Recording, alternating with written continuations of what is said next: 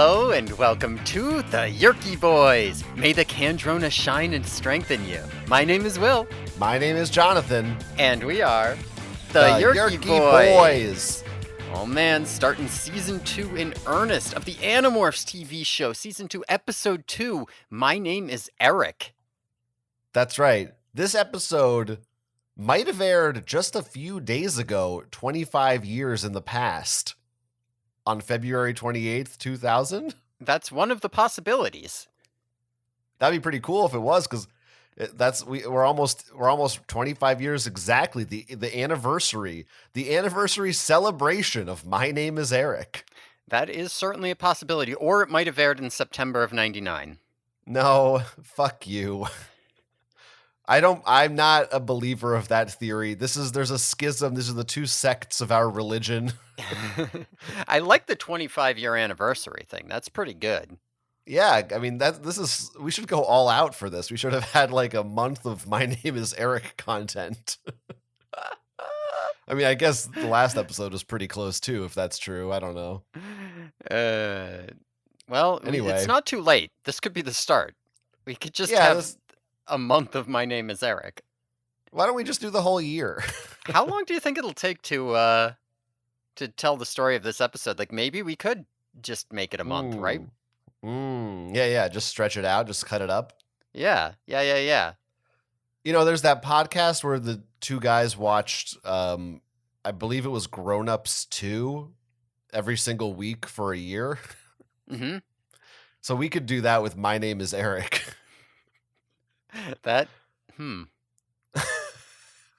Anyway, you want to talk about who wrote and directed this episode? I got no business up front, so unless you do. No, I don't think so. So this is directed by Don McCutcheon again, just like last time, although I believe this is his last one. So long, Don. Fare thee well. Get out of here. And this is written by a Jeff Schechter. Jeff Schechter. Who is a one-off writer, I guess, I think. Yeah, this is his only ep. Only ep. I'm pretty sure he got his job the way all the writers on this show got their job, which is by being Canadian. That's probably true. You're here too. You're also in this country, and you have the ability to write. Technically, you're hired. Get in here. He's done a couple of Disney Channel movies and some other shit like that, but nothing too noteworthy. Sure. Yeah. And as far as cast goes, I get that's not really spoilers that Erek is in this episode, I don't think. Yeah, I guess that's pretty much right out there. So Erek is played by You want me to say it? Because I know how to say it. Oh, do you want me to try to say it? Yeah, go ahead. I'm going to say Dove Tiefenbach. I think Tiefenbach is probably correct. I don't, but I'm pretty sure the first name, it's D-O-V, is pronounced Dove. Yeah, I was thinking it could be Dove as well, it's or certainly Dove, not but... Dove. Yeah, I would have said Dove. Where the fuck did you get Dove? Because I have absolutely I can't even place where what you got language Doge is that? On the brain. That could be. Maybe I just got Doge on the brain. Yeah. I believe it's I think it's like Dove. It might be like Israeli or something, but his last name is German-ish, so maybe it's like a German. I mean I think it's Jewish. That would still track if that's it. Yeah. Right. I mean, just in my brief, because I did try to, research some of this guy's work. Mm-hmm. Oh, I forgot to look that up. Well, I suck at this. Wait, you said you researched it, and then you said you didn't. Wait, well, wait. I what looked are you doing at his over there? I looked at his early IMDb's, and I forgot I wanted to look. Anyway, we should talk about Dove. Yeah, tell me about Dove. We'll talk about him more in the episode, but for his credits, he has a brief part in Tommy Boy. Okay.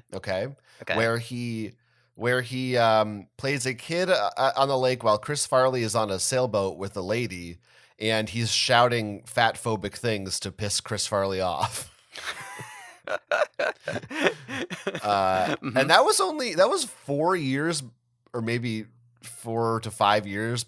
Well, I guess that's how puberty works. I was gonna say, but he looks Yeah. so much younger when I saw the clip of that movie. Like he looks like a little child, and in the show he's like a teenage guy. I guess that's Yeah, just how it works. yeah, because like even if he was 20 in this show, which would be the same age as the other actors, that would still put him at like 15, which is like an actual ass child. Like Yeah. that's a long time. Yeah, Uh, that's crazy. That's crazy how that works. He also played Boy with Purple Socks in Harriet the Spy. okay, He played Azrael in Jason X. sure. That's the one where Jason's in the future on a spaceship or something. That sounds good. I haven't seen that. Yeah, me either. I watched a clip of it though. Spoilers: he gets killed. Mm. Okay. Now this was the one I forgot to check on because he was also played a character named Steve in 2 episodes of The Boys, which we've been talking a lot about on this show. It comes up all the time. That's true. I All think the time. he was just in the last season. So I watched that like last year, but I do not remember who he is. I forgot to look it up. He looks very different now. He has a shaved head on his IMDb, so I don't know. Mm. I don't know if I would really recognize him. But here's the real kicker. I mean, you probably looked at this too, or didn't I you? actually didn't even bother. Okay. Well, here's the thing that's going to make you really go like, "Oh man, we Oh fucked man. up." Oh man. Well, I mean, you could probably guess there's another TV show that he was also on. Any guesses? No, tell me what he was on. Around the same time as Animorphs, a Was couple it years prior. Goosebumps? It was Goosebumps. Here's how he fucked up. He's in one episode called he's in Bad Hair Day, which we didn't watch. At least not. I don't. Maybe you've watched it on your own. I'm sure I As have at some point, but he's also in The Ghost Next Door. I think he's the ghost. oh shit. But we read the book on our Patreon, but we didn't watch the episode. By the We ghost, you skipped mean it. the spoilers, Well, not I ghost. mean, come on. Well, you didn't have to say that. You could have. Like, I didn't mean Oh the no, girl I fucking character. spoiled Goosebumps. I'm gonna bleep Oh it. I'm gonna bleep it. no. I don't want to spoil that for people. Oh no. Now how will our listeners be able to enjoy Goosebumps the That's series? that's one of the best twists in all of Goosebumps. That is true. Anyway, he plays Fred. I don't remember the characters' names. Huh. This is a great opportunity to tell our listeners that if you want to hear us talk about Goosebumps or anything else on our Patreon, you can. Patreon.com/theyerkyboys. Or if you just want to send us your thoughts or comments about Animorphs in general, email us, theyerkyboys@gmail.com. Anyway, now let's get back to Dove Tiefenbach. Yeah, this is the Dove Tiefenbach cast now, I guess. I guess that's all I had to say about him. Oh, okay. I mean, For but now. he's on The Boys, so that means he's still working. So you could do Yeah. a Dove Tiefenbach cast, right? Like he must have like Oh. a catalog, right? If he's still He going. He is in a lot of he works a lot. Yeah. He is one of the guys. He's one of the he's like a Brooke Nevin type, I'd say, who's not like Uh-huh. although actually he's in more stuff that I've actually heard of, so maybe he's doing a little better. He was in Molly's Game. I mean, they're all like bit parts, I think, for the most part. But he's working. He's out there. He's living the Yeah. dream. Well, that's our next podcast, so. Yeah, we'll call it Dove Tiefenboys. That's All what right. we'll call it, all right. That's what we'll call it. Anyway, okay. we're gonna get to see. This is our Erek. We're gonna find out how he fares. Yes, this is our Erek. This is our Erek now and forever. Whenever you read Animorphs, you have to picture Dove Tiefenbach. That's what Erek. I'm imagining from now on. Yep. Yeah, I don't think we pictured Erek the same way, but now we will. Yeah, that has to be true. All right. Okay. So this episode starts out with a dream sequence. Marco is having a nightmare or something. He's like running through the woods and he gets attacked by a dinosaur. cut to opening credits. Yeah, cut to opening credits. He wakes up, and then there's like a horse in his face instead of a dinosaur. Well, I mean, we don't need to. I think we could talk about the beginning plenty. first. There's plenty. I just feel like that I'm gonna want to talk about this horse before I move on. So you didn't want people to be left hanging for 10 minutes wondering if this maybe really happens or something. Actually, you don't know that it's a dream until after the opening. I mean, here's the thing. So you did spoil it. You kind of don't, but like it's here's the thing. I don't know what this is, right? Because like, I mean, clearly they have to be like, okay, there's a dinosaurs book and everybody loves it, so let's do a dinosaur shot. But like, what is this dream sequence? Like, they didn't do that in the show, so this isn't like, he's not remembering them doing it. This isn't like this doesn't make sense as a Yerk nightmare. Like, oh no, I've been doing all these traumatic things with the Yerk, so I dreamt about dinosaurs. Is it supposed to be like foreshadowing for an episode that never comes? Like, hey, we might do the dinosaur ep, but then they don't. Is it supposed to be just an Easter egg? Like, remember there were dinosaurs in the books? Here's the dinosaur. Because, like, it could be a fake out, right? It could be a fake out, like you said. But the episode is literally named "My Name is Erek." Like, nobody is watching this and being like, "Oh shit, my name is Erek. This might be the one where they go back in time to the dinosaurs." I mean, worth pointing out that if you watched this live on TV, the title had not come up yet, so you wouldn't actually know what it was called.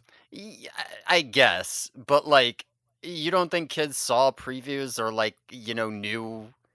I don't know. Did they air? Who knows? I mean, you might have missed them. Like, I don't know. It's not as surefire as it is today. Well, maybe it's supposed to be a fake out. That because like otherwise, what's it supposed to be? Yeah. Well, yeah. I mean, it's definitely. I don't know how you want to define fake out, but to some extent, you are being faked out. Like, I think I think they do want you to go, whoa, why is there a dinosaur? Like, I don't think they. Otherwise, why would they have a cut? They would have just told you it was a dream right away. Yeah, that has to be the intent. That has to be the intent, but it's just, I don't know. It's such a weird, like, why? This is the Erek episode. What are we doing? Well, I agree with you. I had two. Well, first, I just thought, I mean, nothing surprises me anymore. My first thought was, maybe they're just doing the dinosaur book. And Erek's there too. Like, why not? There too. Like, why not? Like, what the fuck's stopping them?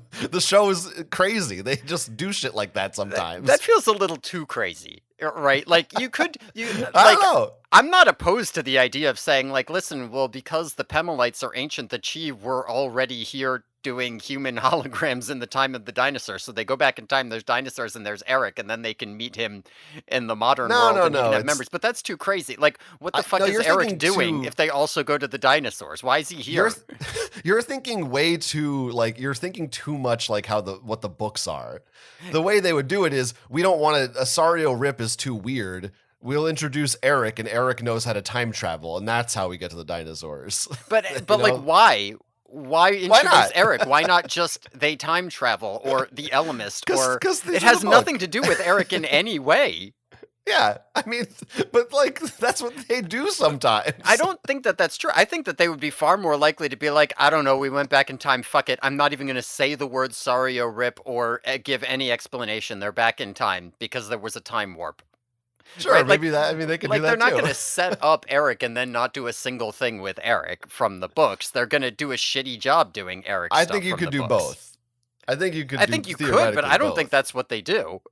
I mean, I think they would do it. I think they would do it a shitty job that way too. I'm just saying. Yeah. I wasn't like. It didn't seem too crazy to me that they might just do dinosaurs also. Like. That wouldn't have shocked me. I would have been like, yeah, why not? Like, the fucking Ellimist was here for this episode. They don't care. They're just doing shit. I don't know. Whatever. This is like, it just feels like too much shit for a show that doesn't try very hard. I mean, our definitions of trying might be different. That doesn't feel like trying that hard to me. It doesn't feel like trying that hard to me either, but the bar's low. Anyway, we're gonna... I just first of all, be quiet. I just don't want to hear from you for a minute. Excuse you? Second of all, my other thought It's a great way to get me to talk over you. My other thought was maybe he's just maybe that's Erek. Like maybe that's a hologram of a dinosaur. Or maybe they decided instead of dogs, he's a dinosaur robot. Because why the fuck not? That was my other thought. And neither of those seem that crazy to me either. I guess. Why am I being scrutinized so much for these thoughts? I mean, I don't know. I just you're judging me so harshly for just being like, I wonder what the dinosaurs are. I'm not trying to judge you. I have two theories. I'm not judging you. It's just strange to me because, like, to me, it was immediately apparent this was a dream sequence. Like, even before we cut back, so I'm just like, you're okay, so fucking smart. You're just a fucking TV genius. You can see it from a mile away, and I'm a lowly peon, a pleb. I couldn't tell. I just thought, it must be real because I'm a dummy. Don't. That's what you're getting at. That's what you're saying. I get it. I get it. The listeners hear you loud and clear. They all think I'm stupid now. You win.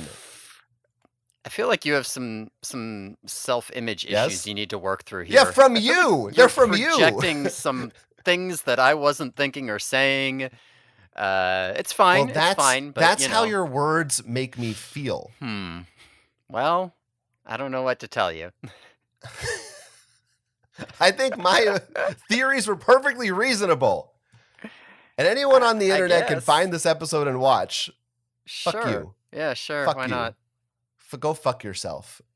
Anyway, this did remind me of American Werewolf in London. The POV camera chasing Marco through the woods. Okay. So that was... Okay, accept that one. Okay, cool.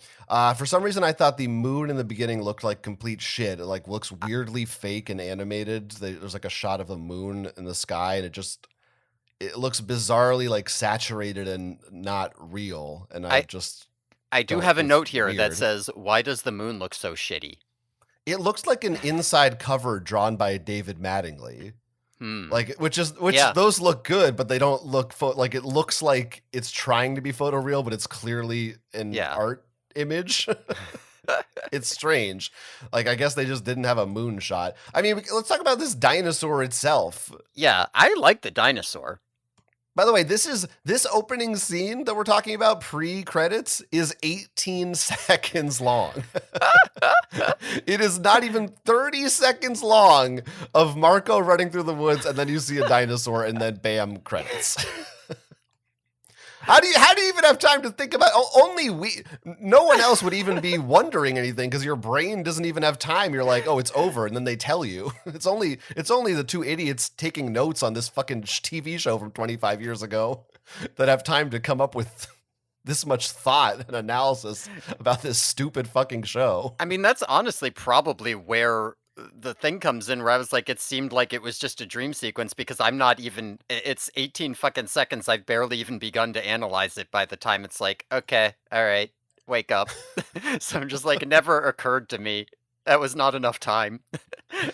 Maybe your brain's the one on overdrive over here. We're dealing with a world where kids can turn into animals and there's aliens. Like and there's dinosaurs in the books. It's not that wild to me to think it's happening. This dinosaur here, it looks very gross at the inside of its mouth. It's like gory. The dinosaur why does it look better than most things on the show? Yeah, it looks like really good. If Hork-Bajir looked like this... Well, because I mean, it's clearly practical. Yeah, and I don't know, maybe it's a leftover puppet from Jurassic Park 2 or something. I don't know, like that's what I think. I think this whole thing is like some props guy was like, "Holy shit, I fucking bought this dinosaur on eBay. Like, we got to put this in the show somewhere." And they were like, "Okay, I don't know, dream sequence, cool, fuck it, let's maybe go." It was leftover from a Goosebumps or something. Yeah, that one where the kid next door turns out to be a dinosaur. There's got to be a Goosebumps where there's a dinosaur. But it does, like, it's similar to the Hork-Bajir where, like, you never see the full body, right? It's just like the POV shot of chasing down Marco, and then he screams, and then we see just the head moving. But the head, like, it moves quite a bit. The jaw's open. It looks good. Like, if this was how they were doing Aliens, I would be a lot more into the, like, cutting around showing the body thing, because I don't know. No, I mean, you do only see it for 2 seconds, so Yes. I think that probably that's why they're able to make it look so good is because I mean, there's probably not even, like, a lower half of this thing. Oh, no. No way, no way. But, So, like, yeah. I'm looking at it, I'm watching these, like, 2 seconds. It is really 2 seconds because the, like, skip function I'm using, on VLC here is, 3 seconds, and it's overshooting, so but, I'm watching on my VHS copy, but mm, that's me.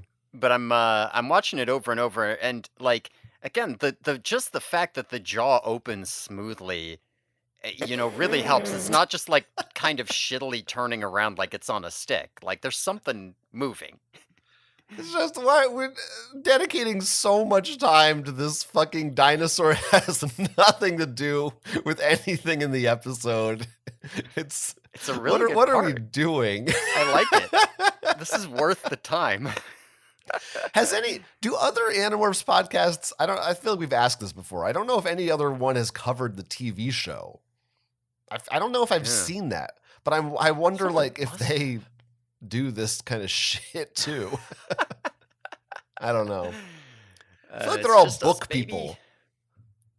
Fucking bookies. Losers.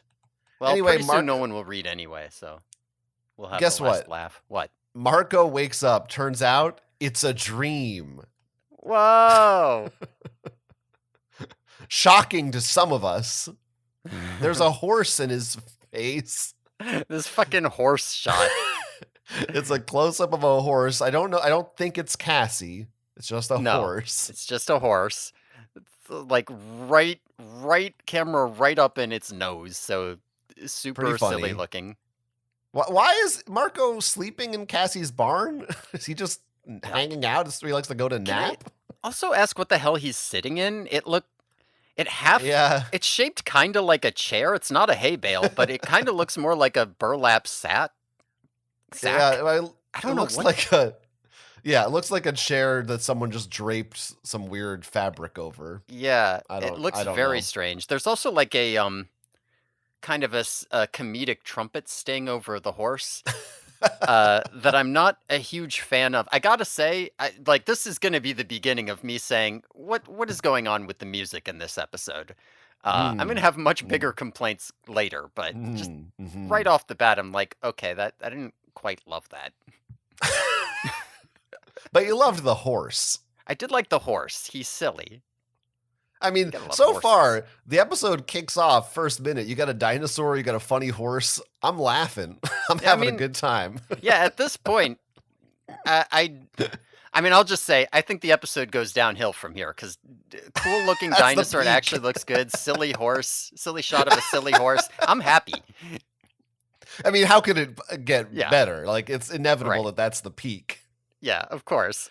There is some chickens and some rabbits behind Marco. I don't know if we want to talk about his outfit yet. I think once he's standing next to Jake, Mhm. it's more pronounced. But Yeah, I mean, Marco gets a couple of outfits this episode. We're gonna have some comments about outfits and style this episode. I think. okay, yeah. I mean, I I don't, certainly do about the two of them. I don't know if there's if it feels somehow different because I do think this feels much more like a different season. You were talking last time about how it kind of felt like Yeah. we might be moving to a new season, and here I am feeling a lot of differences, and some of it I think might be the fashion and style. I'm gonna be, Well, whatever. Who do they switch to here? I forget. Zootopia Oh, right, right, with a U. right.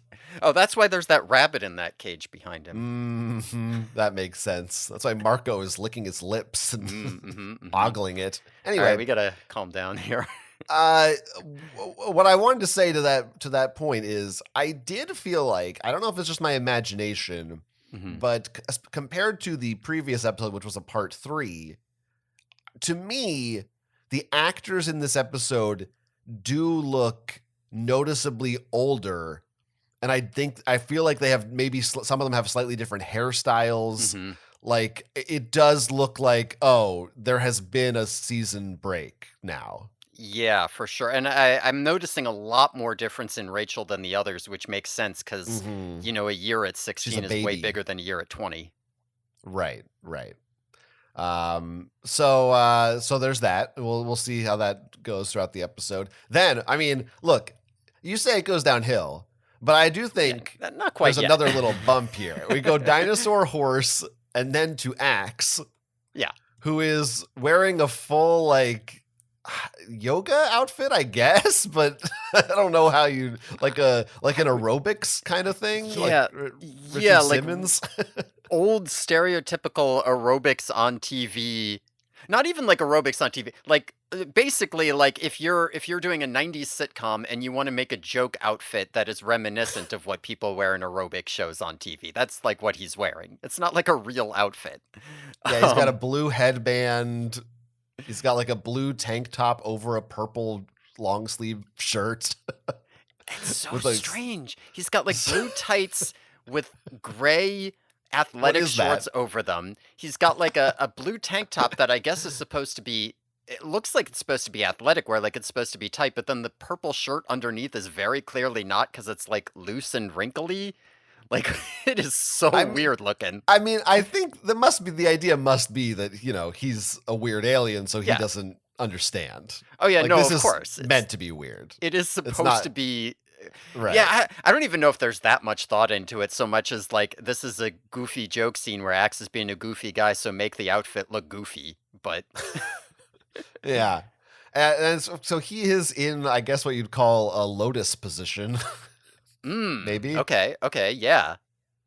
And he is watching a little miniature television, the kind that they used to have with an antenna coming out of it. Now, it's not plugged in anywhere, so I guess it's battery operated. Sure. Sure, why it could be. They had those. Axe is a Uh, tech master. my dad, when I was younger, had a TV just like this that was only in black and white. This little, like, shitty, weird CRT. I don't even know if it's a CRT technically, just like a little It's gotta be a CRT. TV thing.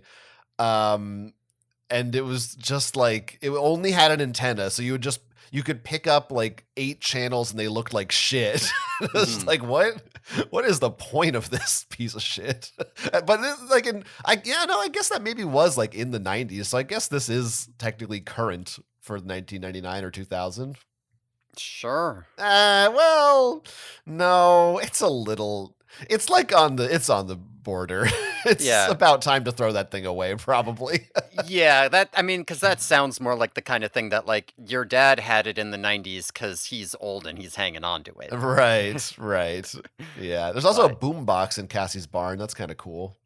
that's neat. I wonder if that's hers or if that belongs to somebody else. Well, it sure seems like on this show, Cassie's the only one who actually spends time in the barn. Her parents don't Sometimes come they in show here. up there. Yeah, that's true. It could be Axe or Marco's. Yeah, yeah, yeah. Okay, so he's watching TV. I mean, this is big on the show. This is our first Axe watching TV, I believe. Yeah, so right around when season 1 ended would have been the Axe Watches TV book came out. Like maybe a month after season 1 ended. Oh, So they got a chance wow. to say, "Oh shit, Axe watches TV and he's funny." That's perfect. I am trying to pay attention to the books that, regardless of air date, I know were like potentially out by the time this season aired. So I have some idea of Mm. what they might have had access to. I'm trying to remember. I feel like that book, I enjoyed that subplot and I didn't really enjoy the rest of the book. Is that accurate? I That don't is remember. accurate. Yeah, one of my least favorite books up till that point. But the Axe Young and the Restless shit is good. Is that the cow book or is that It's the cow book, yeah. that's the cow book? Yeah. And you know what? I think that might be the case for this episode too. I think Axe's TV watching is the MVP of this episode. Yeah, yeah, I'm probably agreeing with you on that. And it is the B plot basically. I Mhm. mean, he does. I do not believe he ever says the phrase "these messages," but he comes close. He comes He pretty close, yeah. he talks a lot about commercials and says like we'll be right back and stuff like that. But yeah, he says like it's after pretty this good. word from our sponsor or something instead. Yeah. So I mean, that's pretty good. Yeah. I like all that stuff. I like Paolo.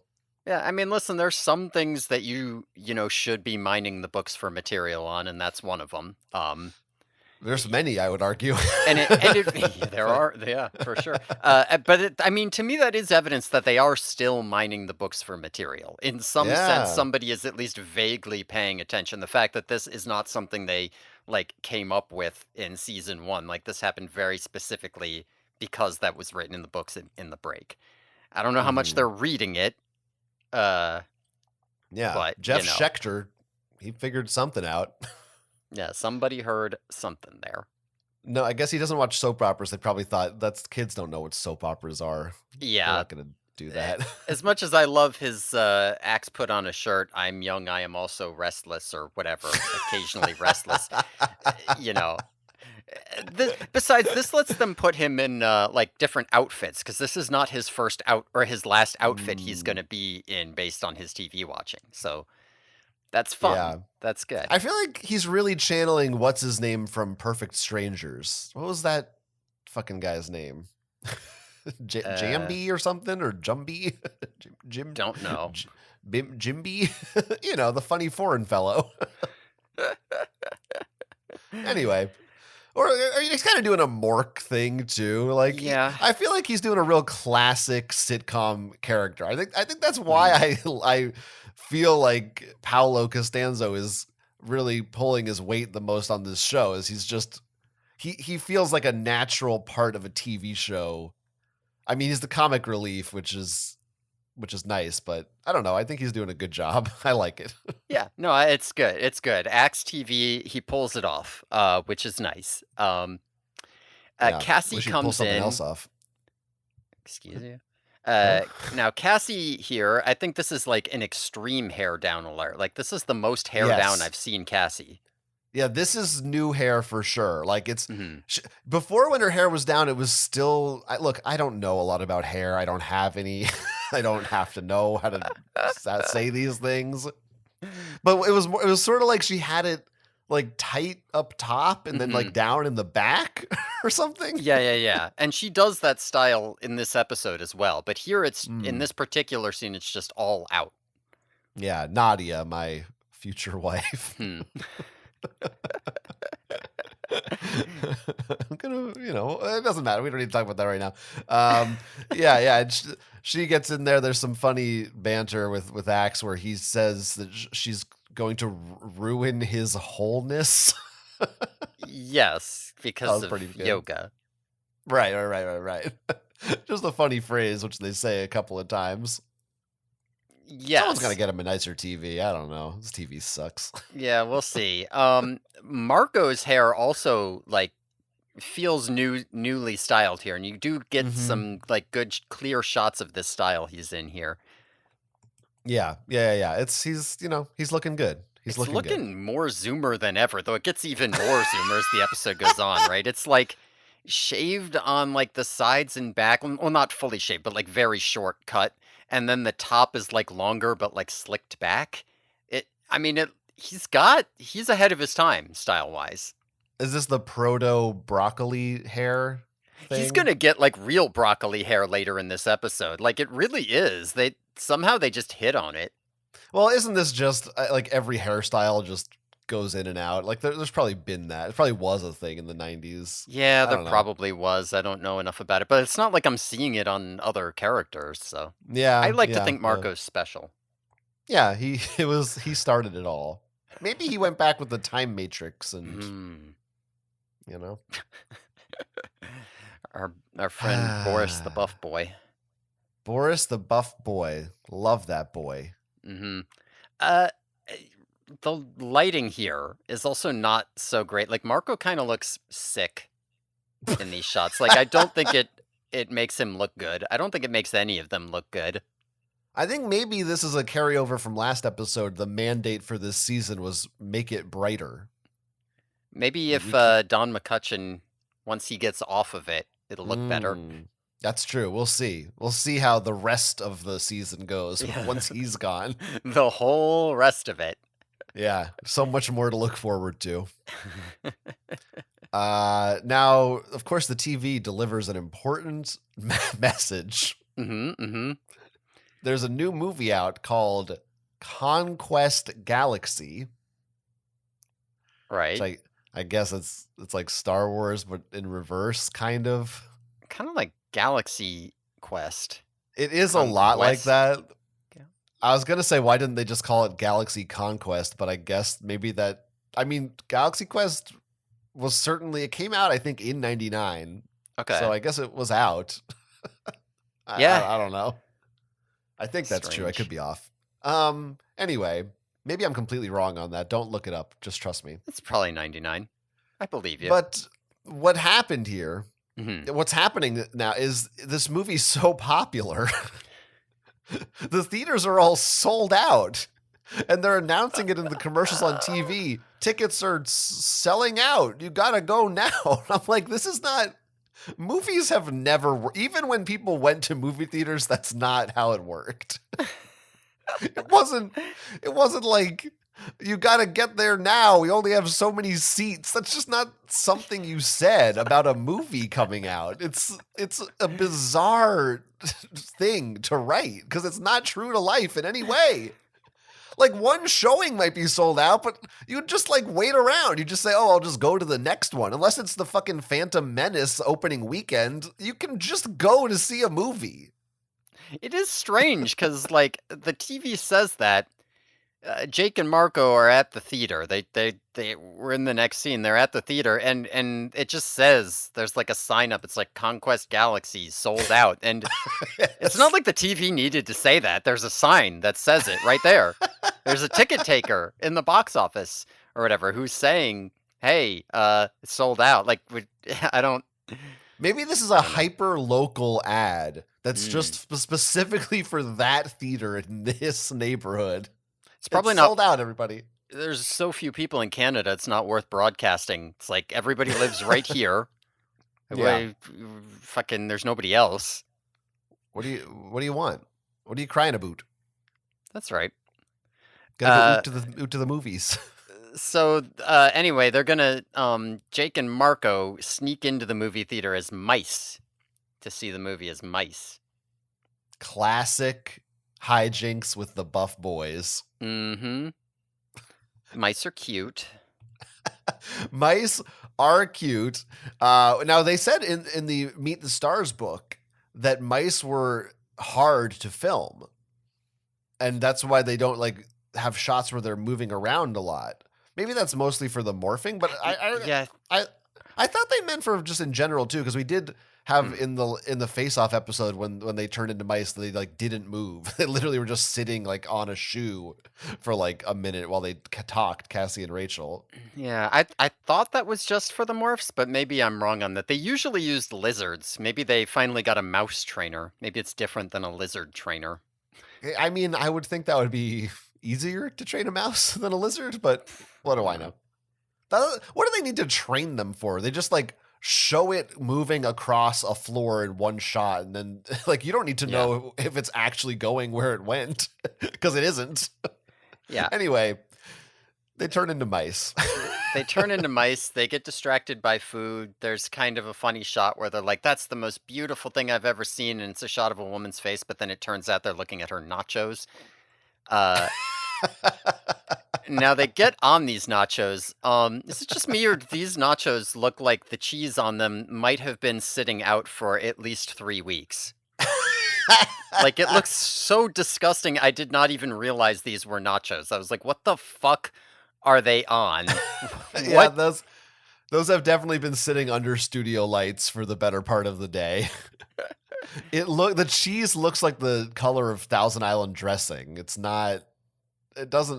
It looks like real shitty nachos. Yeah, real like bad. it almost feels like they were like, we can't put the mice on real cheese, so we have to coat them in like resin, and that'll look enough like cheese that no one will be able to tell.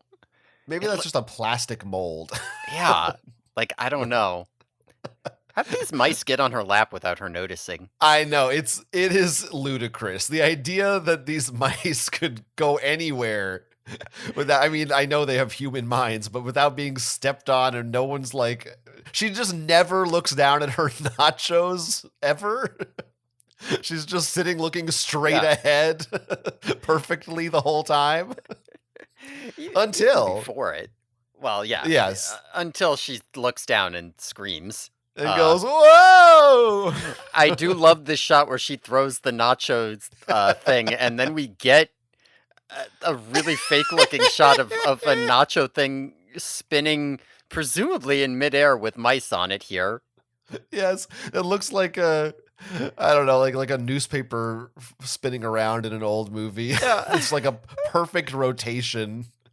Like Captain America's shield. Yeah, at least they tried, right? Like this show's effort level. They could have had a shot of her throwing her nachos off her chest. You can't really see if there's mice on it, and then just cut to the nachos on the floor with mice in it. And they did do that, but they put this little spinning effect in the middle. Yeah, it is a little more heightened and kind of goofy in a Nickelodeon way than I think the show has been, really. Which I don't think is a bad thing. I think, if anything, it's like, it feels more like the show has some kind of a personality or a voice than just being a bland whatever. By the way, this second shot where the nachos are on the floor, the cheese looks like a completely different color. Yeah, totally different. I mean, I'm pretty sure when I watched this the first time, I did not realize these were nachos until this shot. Because at this point, they look like... Before, I was just like, it looks like fucking goop. Shit. And here I was like, oh, it was supposed to be nachos. Yeah. Well, some of us can recognize dream sequences and others nachos. We all have our strengths. Well, I suppose, maybe you're the kind of guy who leaves your nachos out for a month and you just recognize it immediately. We both know that you are that kind of a guy. Don't even try to kid yourself. Okay, of course. What was the plan here? Can I ask? Like, they were gonna watch it. They were from this woman's lap on nachos. Like, that they were just thinking, oh, she'll never look down and see us or touch us, and we'll just eat these nachos. B, there's no way they're seeing the screen from behind seats and people on someone's lap as mice. This is a terrible plan. It makes no sense. They go in the distracted. back. Or you sneak in, go into the bathroom, then unmorph, and then you can just sneak into the theater. You don't need to be mice once you're in there. Now, there won't be seats for you, but... Well, you just stand in the back. You sit on someone's lap. I mean, this is what people used to do back in the day. Yeah, I'm sure. Anyway, but plan. I don't really... I guess they got distracted by food or something. I guess that's what it is, because, mice, they are always going after nachos. Right, I guess. Sure. Yeah, I feel like... Anyway. Well, I was going to say, I feel like mice tend to be more, like, scared of, like, these crowds or whatever. They wouldn't want to be out than they are food obsessed. But maybe that's just an impression I have from reading Animorphs. Maybe real mice are like, fuck it. I'm going to go get that food. Yeah, well, real mice, I think, some of them are, like, assholes, and they'll actually set up traps for you. Right, yeah. I've seen that movie. So is this I'm guessing this is one of the scenes here where you had an issue with the music. Yes, this is one of the scenes where I had an issue with the music. The floor is yours. So, all right, it kind of sounds like, that like, Apple app, GarageBand, where you can like make your own beats. Yeah. It sounds like something that a 14-year-old made on this app back when I was in like freshman year of high school, and it like first came out. I think everyone knows what GarageBand is. I don't think you need to preface it. But okay, yeah, I'm just making sure, because I have not thought about GarageBand since I was in like freshman year of high school. So I was just like, I don't know if people know what this is. Tim Zoomer might not, but Okay. The rest of us know. This is what it sounds like. It sounds like something that you made on this when you were 14. It doesn't sound like an adult used this. It sounds like shit.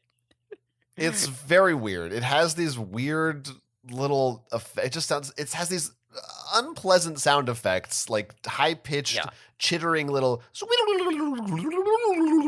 like it's supposed to be kind of it sounds like a techno sci-fi thing, even though they're just mice in the movie theater.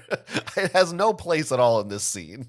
Yeah, just like constant usage of these like break samples. But like it's not like overusing them as like uh part of like the genre or whatever. And it's not like using them appropriately. It's just kind of like, hey, I got this cool drum break. I've got three of them. Let's just repeat them over and over. So there's always one of those three playing. It sounds so bad. And then like the the underlying like synth bass is like the most simple shitty beep boop thing. It sounds so bad. Who made Thanks, it? Norman Orenstein. Yeah, that's the guy, right?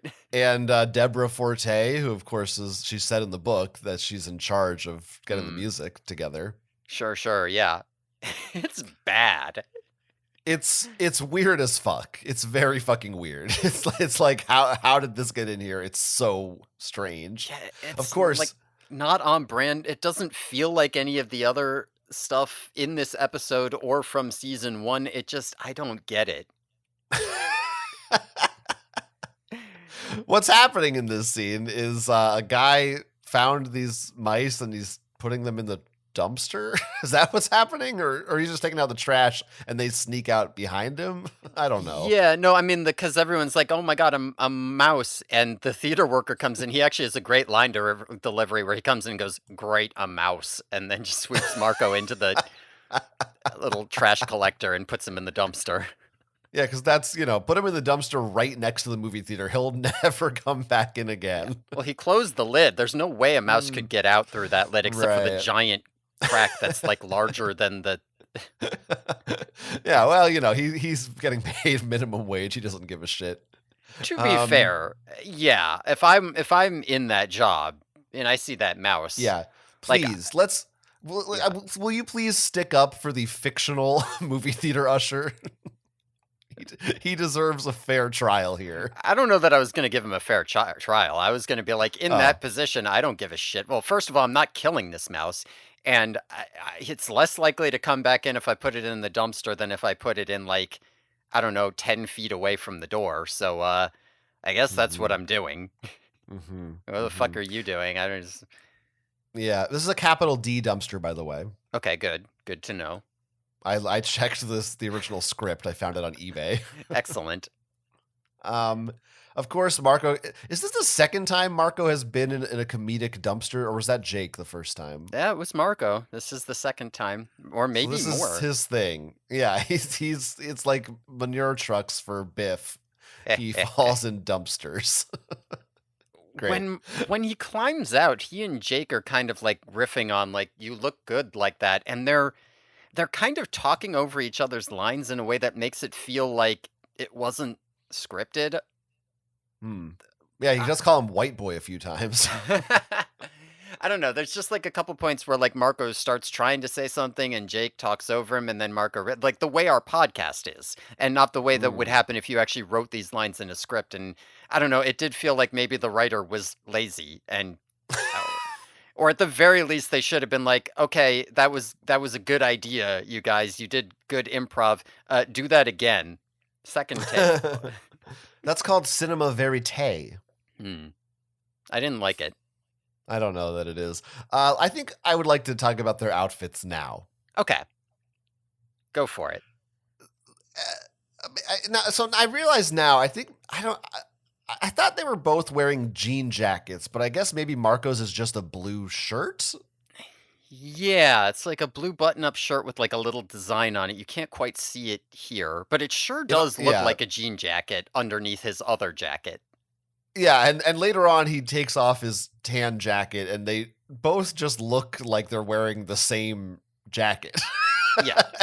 It's a very funny choice. I mean, I know jean jackets were cool in the 90s, but it's strange that they would both be wearing such similar colors next to each other all the time. The Buff Uh, Boys, they got a match. Yeah, that really does seem like that's the case. The pattern on it, it looks to me like kind of a Hawaiian inspired little, like Sure. almost like a Hawaiian shirt, like a little luau stripe down the middle of it. Vertical luau stripe. Yeah, I don't. It's very weird having the tan jacket, which sucks. This is a clear downgrade from the orange jacket. Yeah, I like that it's baggy, but it should be orange. It's got like a big breast pocket. It's strange. It doesn't look like a usual article of clothing. I don't know. Fucked up, Zutopia. Bring Yeah. back the Gap. Honestly, yeah, the Gap looked way cooler. This sucks. Maybe the Gap paid for this. They were like, let's get nobody's appreciating how good the Gap is. Let's get this shitty company in here, and then they'll see. This is why Zutopia went out of business. Gap was like playing hardball because Animorphs Nickelodeon wanted to offer them less money for season 2, and they were like, "Oh, you'll come crawling back, spend a few episodes with Zutopia," and they canceled the show. Yeah, because of how bad the clothes were. They couldn't come crawling back. Okay, so anyway, that's all I wanted to say about their outfits, I guess. Yeah, fair enough. I'll have some comments later. Listeners might notice at this point that we're close to an hour into our episode, and we haven't mentioned Erek yet. Listen, I said right at the beginning that was the high point and things were going downhill, but I really did. I think that I was not giving this episode credit. So far, we are still in the high point, but things are about to go downhill. We are, Trust again, me. just to fill everyone in on the inception time that we're working with, we are 5 minutes into the actual episode of the show. Under 5 minutes, actually. Wait, really? Mine's just over 5 minutes. Oh, I guess I'm at 4:50 when he gets out of the dumpster, so it's whatever. I've gone ahead a little bit. I see. Yeah. That makes sense that we aren't synced up, but why would we be? Right, yeah. No, it is almost exactly the 5-minute mark when the titular Erek appears. Yes, something happens. All right, so there's a dog in the road. Jake and Marco see a dog in the road. And yep. And there's a car coming, and Erek runs in and like twilights it, right? He runs in, he jumps in front of the dog and hugs it, and then the car crashes into him, and the car gets fucked up, but Erek is totally fine. What would you say? Is a Rottweiler that dog, or what is that? Yeah, sure. It looks like a Rottweiler-ish type thing. Cool. Yeah, and I like him. And that was Erek. And Marco and Jake are stunned. Yes. Now, I mean, I don't know. Where do you want to start with this? There's a couple things to say. I'll let you, whatever you're thinking. Well, I do wonder what this, it's interesting to imagine if you had not read the books and you were watching this, what you might think. This is some kind of a super strong boy. I did think this seems like a really inefficient way to save that dog. Couldn't he create a hologram and move super fast and get him out of the way or some shit instead of just fucking up the front of this car and standing there where everyone can see him? I don't know. Is my chi lore off? It feels like there was a better way to go about this. Yeah, I mean, I don't know that the show has the same chi lore as the books. But yeah, I mean, he should have been able to just run through. There's what is the thing? Erek is off the coast he's just in California, and then he runs, literally. Okay, so it's they've got 15 minutes till the self-destruct or some shit on the Pemelite ship, and he runs, they're multiple hours out at sea through the water down to 15,000 feet or whatever it is to find the Pemelite ship and turn it off, and he just kind of does it. No, it's not even 15 minutes. It's a countdown. It's 30 seconds or some shit. So he can clearly run around the world at flash level speeds.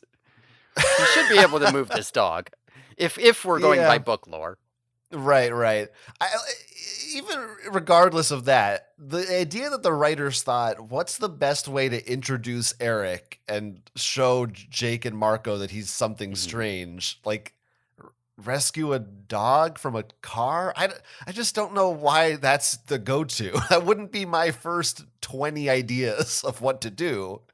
I don't know what I would do, I guess. So there's something to it if you're just operating off the book here. All right, there's the dog aspect, I suppose. Right. So in the book, it actually does start off similarly with Jake and Marco. Instead of going to like using morphing power irresponsibly to go to a movie, they use it to go to a concert, and they've turned into dogs as opposed to mice. And they notice that Erek has no smell. Later on in the books, some kids are like, I think they're like bullying him, and he gets like pushed in front of a truck or some shit, but then the truck gets smashed and not Erek. It's weird. It's a weird shit. Erek, but somehow there is a car crash on Erek. And so you might look at it and say, I don't want to do the smell thing because that's not very cinematic. I want to do like the car thing because that like leaves a visual impact. But I gotta somehow put dogs in here because I want him to love dogs. So let's combine the two. And that would make sense, except that we are gonna do the smell thing later anyway. So I don't really know. Like, maybe this is their efficient way of being like, I want to show that he's a robot, I want there to be a dog involved, and I want it to be something like big and splashy. Or at least show that there's not necessarily he's a robot, but there's something weird about him. So, car crash, dog, he saves dog. Sure. Maybe you do that. Yeah, I don't necessarily mind splitting that up into two. I mean, it draws the mystery out longer because, you really need to fill time. There's so much time in these episodes. but it does, the idea of it is fine. Maybe it's just the way it looks is just kind of awkward. It does look. Some of that is that Dove just does play the role very awkward. Maybe that's on purpose, or maybe he's just an awkward guy. Some of it is also they don't have the effects budget to show a car crashing into him and he's fine. Like the car's zipping at him, and then they cut back, and there's a totaled car next to him. It kind of does look cheesy and bad. I don't know, but I wonder how they got that car. Do you think they have a car that's fucked up for scenes, or did they have to fuck one up like behind the scenes? That's a good question. Yeah, but I mean, how are they gonna? How are they gonna show it hitting Erek? Right, like they can't. Yeah. CG. Yeah, CG. Oh yeah, because we know how good their fucking CG is. Just a claymation car comes out. God, do you have any idea how much I would love this show if it was entirely in claymation? Even if it was bad, I would love that they did it. Maybe they should have taken the budget for the dinosaur and spent it on the damn car. They must have gotten that dinosaur from somewhere else. Yeah. That wasn't even that was stock footage. Someone downloaded a pack of dinosaur clips. It could have been. All right. Well, why don't we, I don't know if you want to talk about Erek too much now, or should we wait until we actually really see him do anything? Yeah, that's fair, because one of the other things I do also just want to like make note of what he's wearing, which we can do later too if we want to. I don't know. Yeah, sure. How do you feel about this outfit? I mean, in general, it seems like what they, for some reason, decided Erek should look like on this show is like a 90s California skater kid. Like he's got like baggy pants, he's got like a necklace, his hair is this kind of shaggy blonde. Does he have like highlights or something? Like what's the deal with his hair? Blonde or something, but only like toward the end.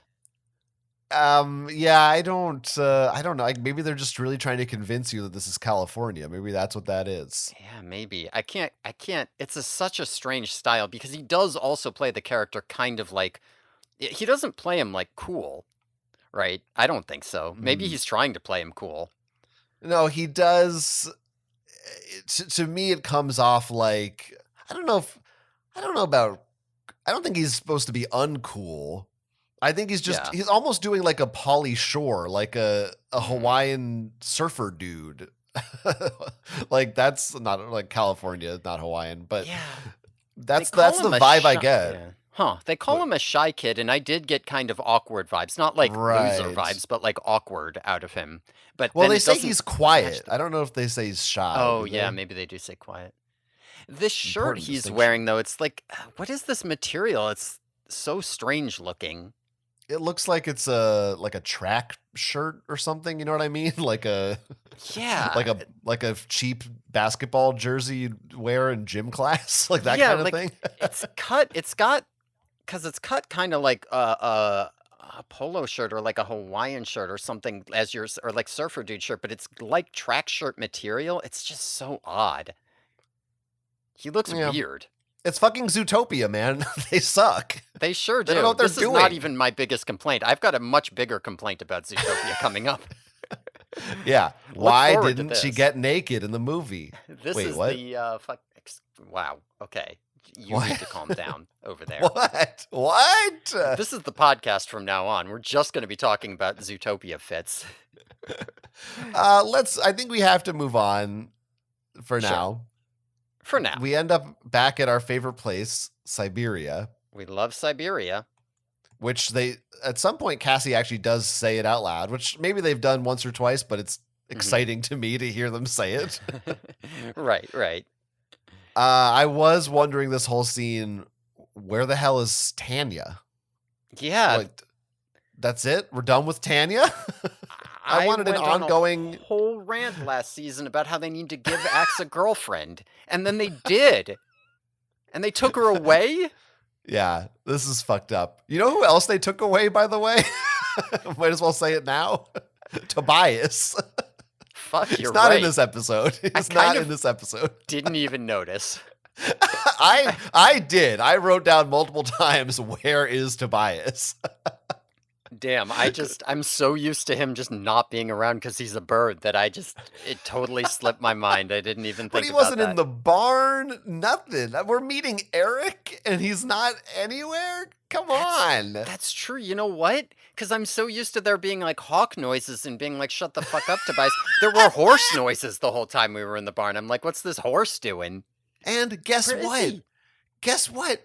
We just had a 3-part episode that the big reveal was that he can now be a boy, and now he's not in the episode. There's nothing. Why isn't he? This poor actor Christopher Ralph is like, finally, I can be on screen again. What's my next script? You're not in this one, buddy. Stay home.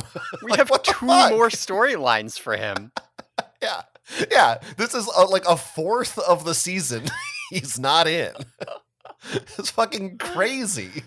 Oh my god. Anyway, Tobias and Tanya, justice for both of them. It's because they had Erek. They were like, look, we got to cut somebody. Yeah.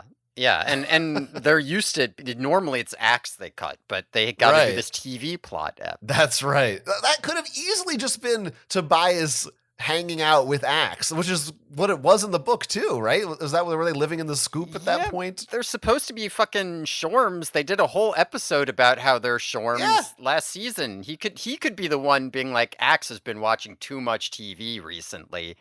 Yeah, it'd be Like, what- easy. You don't need to, like, all those lines of where characters say that. Just make it Tobias, and then he's standing there. Done. Anyway, fucking Zootopia did this. Sure, yeah, it's probably their fault. Why not? Cassie and Rachel walk into Siberia holding drinks. Are you seeing this? Or is that another part of Siberia? From maybe there's like a fruit shake stand. Mm. No, that's got to be from outside, right? Very I don't know. It feels like they're delinquents. I also just noticed there's posters in the background for the Sharing and Conquest Galaxy. I did see the sharing ones. Nice touch. Yeah, no, they definitely didn't get those drinks from that drink bar that's right in the No. back. Doesn't matter. I don't know what happens in this scene. What do we need to talk about here? Axe does a Texan guy accent thing. He's trying to be like, I got cable now, all the channels.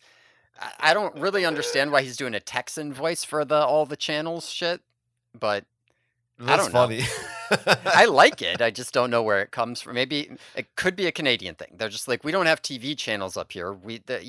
Cable's for Americans. How do Americans sound? Like Texans, that must right? be it. Yeah, that's right. Could be. I see what you're saying here. I think this is when Marco's hair has gotten taller. Yeah, like post dumpster. I guess maybe it's supposed to be like messy, but it's not slicked back on top anymore. It's just up and broccoli. Yeah. It looks like straight out of generic mid 2020s. That's great. That's great. Marco's coming in here like we just saw a robot on God for real, for real. It was based and bussin'. Bussin'? He's like, I saw this robot and I was like, skull emoji. It's the skull emoji for me. You know? Yeah. He was like, not me seeing a robot. POV, a robot. POV, you just saw a robot. Damn. Anyway. Boris Cabrera should be doing TikToks. He should. We'll talk to him about that. I'm going to get in touch with him soon. Okay, good. Ask him if he has Nadia's contact info. This whole scene reads wrong to me, but I guess for the show at this point, it's fine. Just in that Jake and Marco are like getting busted by Rachel and Cassie for their hijinks when in the book, Jake would be the one who's like getting mad at someone else for doing that, probably. I guess, like you said, they did that for the concert, but that was like early. I don't know. Yeah, it does feel off, right? Like, I think in the books, they kind of, it was like, this is a little late for Jake to be doing it, but they are getting kind of busted on. Whoa. Come on. This whole episode. I didn't say take it down. I didn't say any. Just a few notches. Yeah, it does feel different than it felt in the book for sure. And I think part of the reason is because like in the book it feels a little bit more serious that like they shouldn't be doing this, and like Jake, you of all people, it feels a little bit late for Jake to still be doing it. You are kind of sitting there like, Jake, why aren't you? And in this, it kind of just feels like, yeah, this is the status quo, right? This show could go on for 10 seasons. They'd probably still be doing this stuff. Like, it's just, why'd you do that? Lol. Right. It's not, there's no reversal or anything. Yeah. It just feels like Rachel and Cassie are the ones in charge. Boys versus girls, right? If the boys do something, the girls will make fun of it. Right. If the girls do something, that's how we do our banter, It's funny. All right, move on. And they're then like, oh, what should we do about this robot guy? And Cassie and Rachel are like, I don't think we should do anything about it. And I'm like, well, why do they get to decide? Isn't Jake the fucking leader? Like, why aren't they just doing what he says? That's the whole thing. That's the team makeup. He chooses. It's very strange because the whole time it feels like the vibe they're going for is that they're like, we saw this guy, check it out, he was a robot, and they're like, get real, you guys, he wasn't a robot, ha ha. What do you mean he wasn't a robot? There's fucking an alien invasion. Like, why not? What are we doing? Sounds a lot like you saying, of course, there's not a dinosaur, but different context, I suppose. But it is a different context, yeah. I mean, similar, not that different. It's pretty different. Actually, I mean, dinosaurs are real and sentient robots aren't. So, it's just a very different context, I think. I don't know. Do they have popcorn in Canada? Sure. Because they keep talking about going to the movies and they're like, okay, if we're right and it's not really a robot, you owe us a movie and nachos. I'm like, I know they have nachos at movie theaters, but it's not, I don't feel like that's not the default thing you say. I don't know. Maybe I'm wrong. I Maybe swear they say popcorn later this episode. I think they do. Axe definitely ate popcorn off the ground or something last season. Right. That's true. Okay. I guess they do have popcorn in Canada. Yeah. Maybe they just don't quite understand it. Yeah. They're just a little confused. I guess, this is the first time we've seen Rachel this episode too. I think that in this scene, she emotes a little bit more than she used to. I still don't know that I'd call it good, but it feels more like she is, in fact, expressing, I don't know, emotions or Hey, thoughts. she's got another year of experience under her belt. Yeah, She's crazy. becoming an actor. Crazy how that works. Maybe they should be hiring 20-year-olds to do high school students and not high schoolers. Just You got to find that Daniel Radcliffe, you know? right, right. It's tough. You got to find little Haley Joel. I don't Got to remember find which that one little that is. Haley Joel Osment. Oh, okay. Yeah, that wasn't. You thought it was another Potter kid? No, I just without the full name, I just for some reason didn't recognize it. Oh well, me and him are on first name basis. Sure.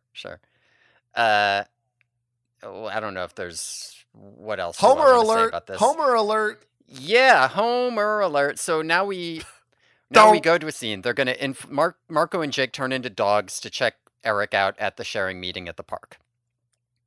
Homer alert. Did I ever make a joke about what if Jake morphed into Homer Simpson? Maybe, but I don't remember it. So if you've got one, Right. Well, oh no, Oh. it would be I no, thought yeah, maybe no, you. no, I do. It'd be he'd be like, okay, guys, I'm morphing. Rachel. Okay. All right. I'm sorry. I think you owe the audience and me an apology for that one. Jakey. That's Marco morphed into Marge. Jakey. Oh, that sucks. I could do a better Marge. Anyway. When I'm telling you that you need to apologize for me and I'm not even, or to me and I'm not even joking, that's when you know you fucked up. Right. I won't do it. In fact, I'm going to say you're welcome. Homer right. alert. Yeah, Brian Renfro's got to get hit, Yeah. It does feel weird because my excuse for the way the scene went earlier was that's a very efficient way to pack in there's something up with him and there's he likes dogs, because we need to do a lot of stuff with this Erek plot. But then it's just okay, but what about Brian Renfro and Homer? He's got to get paid, so we got to do it again here, I guess. Dogs, Erek, something's up with him. Now, there's also another. Who's this other dog? Whose dog is that? So I swear to God, and maybe I'm wrong. Jeez. Maybe I'm wrong. I could pull it up and try to look very closely, but this looks like the dog that Axe morphed into in season 1, episode Tobias, Wow. named Sugar. It looks like the same dog to me at a glance. I did not pull them up side by side, and I didn't see credits for it, so it's possible they're just similar, but yeah, I like to think that that's true. Yeah, Marco wasn't there to get the dog, but maybe he was at that same park, or maybe Axe put the Sugar's DNA on the disc, and Marco got it from there. Yeah, of course, because as we all remember, they now have a disc which can let them morph into possibly any animal. Who knows, how that worked? Yeah, because we don't. Why would we follow up on that? Yeah, who cares? Tobias is a boy. Fuck that. The disc? I don't give a shit. Oh man, there's a couple of now at this point in the episode.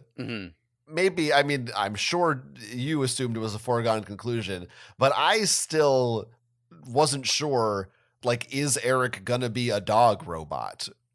They're doing all this dog business with him, but we didn't really know, and I still was like, are they really gonna commit to him looking dog-like? But we'll find out. We'll find out shortly. So exactly how they do it. So until he's actually rescuing the dog, I was not sure. I was coming into this there's no reason they have to bring up the Pemalites. There's no reason they ever have to show what a Chi looks like. They don't have to mention dogs. They probably will because, Homer, but there's no need for it. But once they were okay, we're going to show him rescuing a dog, I was all right, they're probably keeping that part, right? Because why what's with the dogs? We'll talk about it when we get there. They do tweak it, sort of. Yes, Pemalites are not mentioned. Yeah, I said we'll talk about it when we get there. All right. I'm just spoiling it. Well, in that case, go ahead. You know what I didn't care for too much is this part of the episode here when Jake goes on a playground, approaches a young boy, and the boy starts petting Jake's head, and Jake goes, "Oh yeah, that's the spot right there." That kind of made me think maybe he shouldn't be allowed to be within 200 feet of a public playground.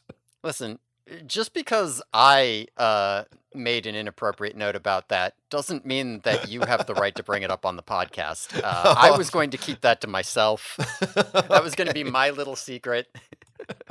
Well, secret's out. Secret's out. It's not necessary. Very made me uncomfortable. Here kind of looks like it kind of looks like you're supposed to be wearing 3D glasses. Yeah, it does look a lot like that. Maybe you did. I think they literally do that. They used to do, I remember, because this was part of the Nickelodeon, if you recall. Yes. I am 80% certain that there was at one point a promo where you got 3D glasses in Nickelodeon magazine, and that night all the shows had a 3D section you could watch or something. I couldn't tell you if this happened in this episode, but I have a memory of that. I think maybe they also did Smell-O-Vision at one point, or they did stupid shit like that. I mean, don't you have some MST3K 3D glasses? Do you think those would work on this? Well, yeah, if this is just red, blue, classic That's what it cheap looks like. 3D. Okay, hold on. I'm gonna you talk about something. I'm gonna find my 3D glasses and see if there's anything here. All right. Well, I hope that you can hear me, because now I'm going to use this opportunity to once again talk about how I don't like the music. This music is bad. Again, not as bad as before, but it sounds like the most generic, shitty alt rock riff, just on a loop. It's 2 bars of just, I don't know, some guitar thing that sounds like, the intro to some super generic song. Maybe they paid some guy $10 to write and he shit it out in a minute, and they were like, let's just loop it for this entire scene. It's not good. Again, it doesn't sound like any of the other songs on the soundtrack. It doesn't sound like anything, and I don't like it, and it's used very badly through this section as well. You can cut me off whenever, but I got more if you're still looking. Well, I'll just tell you what I thought about this song. Yeah, go for it. It sounds like the instrumental of an Eden White track. It could be. It sounds like they're about to play a pop vocal song. It feels so intrusive to the scene. It doesn't complement it. It's on top of it. Yeah, it's not. It's really weird. And the way it's used, so they're going to go up to Erek and be like, wait, he doesn't have any smell, right? That's what they do. So they're playing it the whole time they're in the playground, blah, blah, blah, blah, blah. It doesn't have any sort of feeling to it. It doesn't feel like, oh, we're just having fun, but wait, there's Erek, or this is ominous. And then it kind of fades out when they go up to him, as though oh, maybe this is something kind of weird or strange or ominous, or what's going on here, when they're like, hey, we don't know that it's smell yet, if you don't know from the books. They're just like, that's weird, man. And then they go to run away, and it just starts up again. And it just completely undercuts anything you're supposed to get out of that. And it goes to the next scene, and the music keeps playing for multiple seconds into the next establishing shot before cut facing, and it makes everything blend together. It's not only is it bad, but it's the worst possible usage of it. It's just a disaster. I didn't like it. Yeah, I guess not. I mean, I won't argue with you. I'll let you have this one. All right, this is the last I have to say about the music this episode. We're through the bad part. All right. Well, I can confirm that wearing the 3D glasses just makes it look shittier. So there's no... Damn. It's not 3D, I don't think. Boo, I was so excited. Yeah, I could have lied and been like, holy shit, it jumped right out at me. But no. I would have been really jealous. Yeah, because your vision's not even good enough to see 3D. Well, that used to be the case. I can see 3D now. Oh, right. You stole someone's eyes. Yeah. Like Minority Remember Report. way back toward the beginning of the podcast when I got eye surgery and then changed my contacts and all that shit? And now I can see Yeah. 3D. No. Before that, I couldn't. Here's my next question. So they're going to the sharing picnic. There's a big banner for the sharing picnic. Right. Because, sure, I guess one of the Yerks is in charge of graphic design and went to Kinko's and made this thing or whatever the fuck. Somebody had to do it. Or maybe they got one of the unyerked kids to do it. I don't know. Sure. What the fuck is on this sign? So on one side, it looks like a flower, like a shitty clip art of a flower. On the other side, as best I can tell, it's a two-headed humanoid creature with like two heads. What is this supposed to be? Are they doing like a three-legged race? Is that what it is? Is it a metaphor for like two yerks in your head? But what the fuck is it? I mean, one yerk in your head. Yeah. Listen, it does make sense to think that it is supposed to be two people with like arms around each other's shoulders, maybe three-legged race, or maybe just celebrating together. It does not look like that. It looks like a two-headed beast.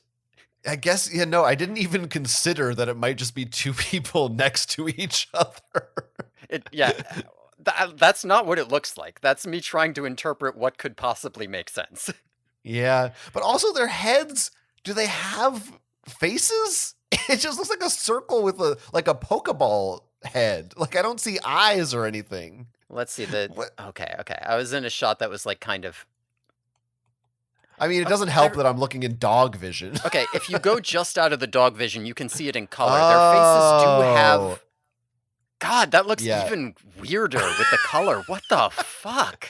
If it's two people, they're wearing the same color shirt. So I don't know what the fuck's happening. And the legs are like so tiny compared to the... They're skinny little weird legs. Listeners, I'm sorry if you can't see it. You're just going to have to imagine two weird round-headed heads on a weird red Dr. Seuss body with skinny legs. Yeah, like imagine like the genie, right, from Aladdin, where it's like big torso, but it might just be big because it's two torsos, but there's no dividing line. Tiny little wisp lower body legs, and then two heads. And they're like bright clown red. And then the heads are like white skin color. They look like Wooly Willy. Yeah, it's so, what the fuck is this? Who made, because this is a real thing, right? This banner must have existed when they filmed it. Who made this? They didn't CG it in later. That somebody in props made that, and for some reason that's what they did. I don't know. So Marco and Jake, I love that as dogs, they just run right up to Erek. Like, I don't know. What is their plan here?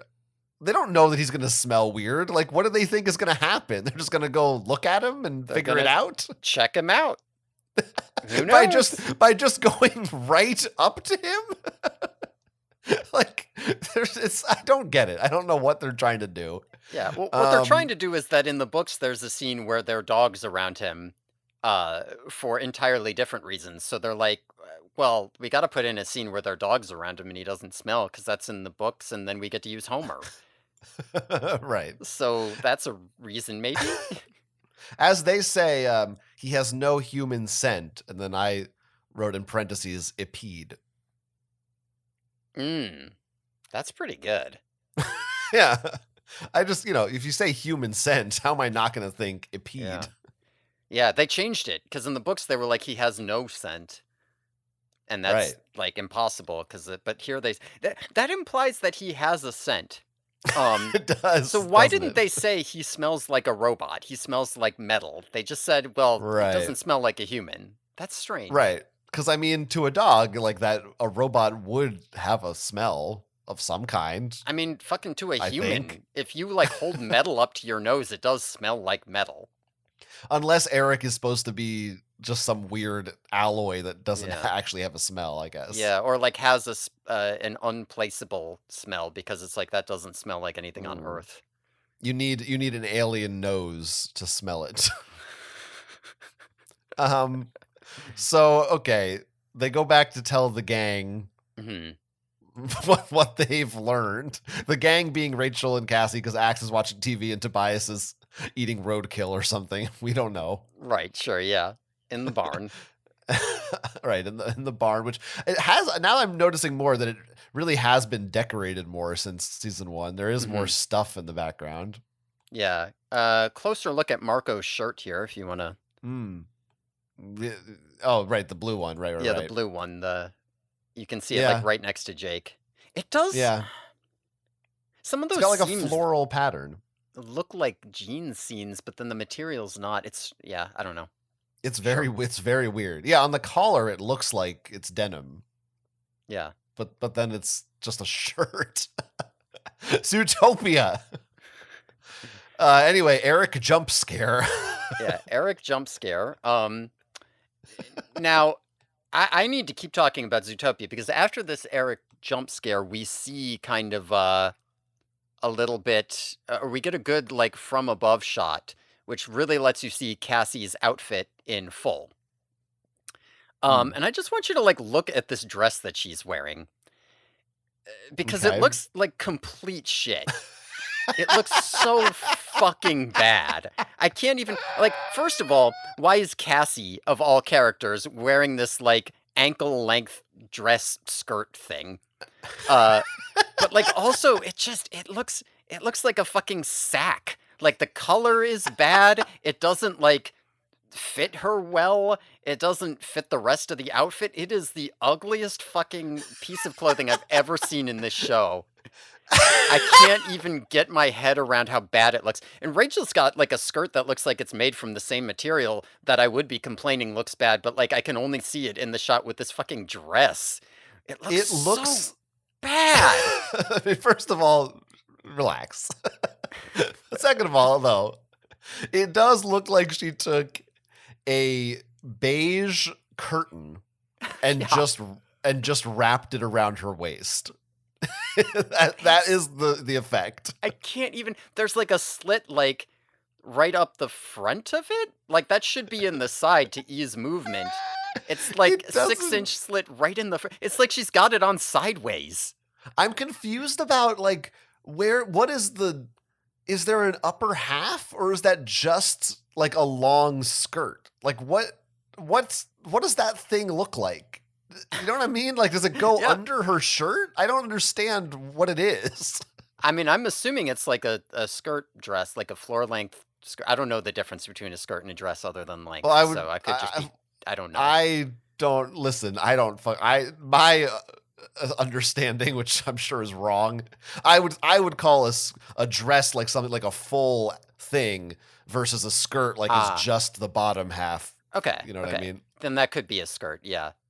And it doesn't like billow out if that, I don't know.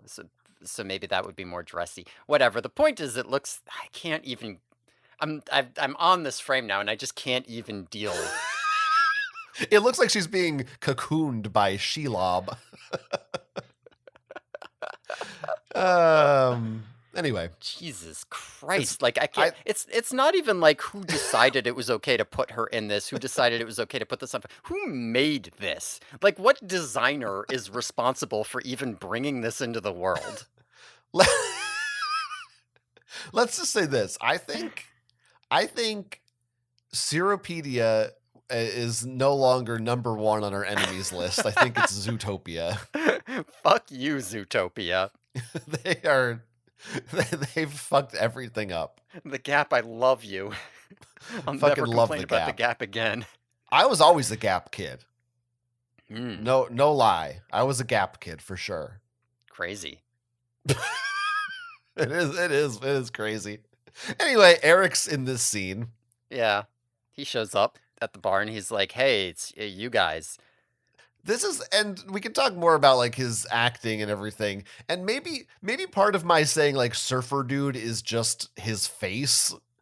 He just has this very dopey kind of like, sorry to Dove Tiefenbach, no shade, but it's got like, like it's not like a huge nose, but he's got kind of like a big nose and like the goofy hair, and his eyes look kind of sleepy, like he's maybe high or something. I just get a vibe from him, like he's just like, "Hey, dudes, what's going on, man?" Yeah. It's weird. He does have kind of like a "Hey dudes, what's going on?" dopey vibe, but not. I don't. To me, Surfer Dude is a little bit more athletic than he's coming off. Well, I guess, yeah, maybe, yeah, maybe I'm more just thinking of Pothead. Yeah. That might Yeah. be. I mean, I Yeah. said Skater Kid before. Maybe that's also a little more Yes. accurate. Skater kid, suburban loser, pothead. Yeah, Yes. yeah, yeah, yeah. That's kind of the flavor that I'm getting from this guy. Not what I would think Erek is like. Although, being truthful, I don't really know how I would. This is a better question for you. Like, what? How do you feel about the Erek version in this show, and what would your ideal live action Erek be like? I don't even know. I do feel like I there hate this is. Erek. I'm gonna say that I hate him. I know you hate him. I do agree with some of All your complaints versions. with Eric having to do with Eric not really having enough discernible human personality. Like I don't have a good. I know what I think of him as looking like, but it's not like based off of how he acts in the book. It's Hmm. so But like even just beyond visuals, like how should he talk and stuff like that? right. Yeah, I mean that is the thing is that I feel like the books don't put enough into that and that is like a valid complaint that you brought up pretty much every time that he's just like who the fuck is this guy? I do think that if you're going into live action or even just making any kind of adaptation, you should be playing around with it. Like I don't necessarily hate this Eric just for the simple fact of like he feels like a kind of kid. Like you look at him and you get the sense that he is some kind of kid as opposed to just like I don't have Hmm. there's nothing here. And I feel like that is something you should do. Maybe it shouldn't be this kind, but yeah. It's tricky because I guess the whole conceit of the Chi, like he's been on Earth for thousands of years and he's really good at pretending to be a human. Mhm. So it wouldn't quite be right to have him act like an Axe type and be like, "Oh, affirmative. Let us go to the." Not that Axe really says stuff like that, but you know what I mean. Like being like a scientist or a nerd kind of guy, Mhm. but it also doesn't feel right for him to just feel like some kid. Like I don't have Yeah. any. There's no gravitas. There's no like, oh shit, this is like a robot who knows all kinds of shit we don't know. It's just like this is just some douchebag. I don't know who this guy is. Why are we? Why are they listening to him? Who cares? He Yeah. sucks. I'm like the more I'm thinking about kind of what I was saying and piggybacking off of what you're saying there, I think the way that I would want it to be handled is that I would want him to be like a very much like a stereotype caricature. Like I would want him, if he's gonna be like a like kind of skater kid pothead, it should be like way over the Mm. top. Like this is like the archetypical, right? Like where you would just be like, yeah, he's good at acting like a human, so he doesn't act like a robot at all, but what's kind of off about him is that he's too much exactly the stereotype or something. I think that's Mm. how I would do it. Not necessarily this, but like something. You know what I mean? Like he I could be a jock and he'd yeah. just be like the meathead jock type of thing. Yeah. Yeah, I could see that maybe. I don't know. It is difficult. I do think a big problem is just the casting. I just don't think this guy is Mm. right for this part. It's just not how I envisioned Eric in any way. I don't know. It does not work for me. I think I maybe said once, maybe I didn't say it out loud, but I think Eric should be Asian. I think Sure. that feels like why not have some Asian representation? Because I don't think there really is any in the series. Yeah, why not? What I don't about know. Yeah, Tuan, why not? Right. who was also named Timmy? Right. Or something, anything. But this generic fucking dopey white kid. I don't. None of it works for me. We do get to see him as a robot Yeah, he briefly. says he looks like a wolf. He does say that. Yes. Now, how would you describe him? So it's not conveyed very well because you see his outside body translucent over his robot body, and it's very brief and it's not like high resolution. He has big red eyes like a fly, it looks like to me. Like segmented eye. Yeah.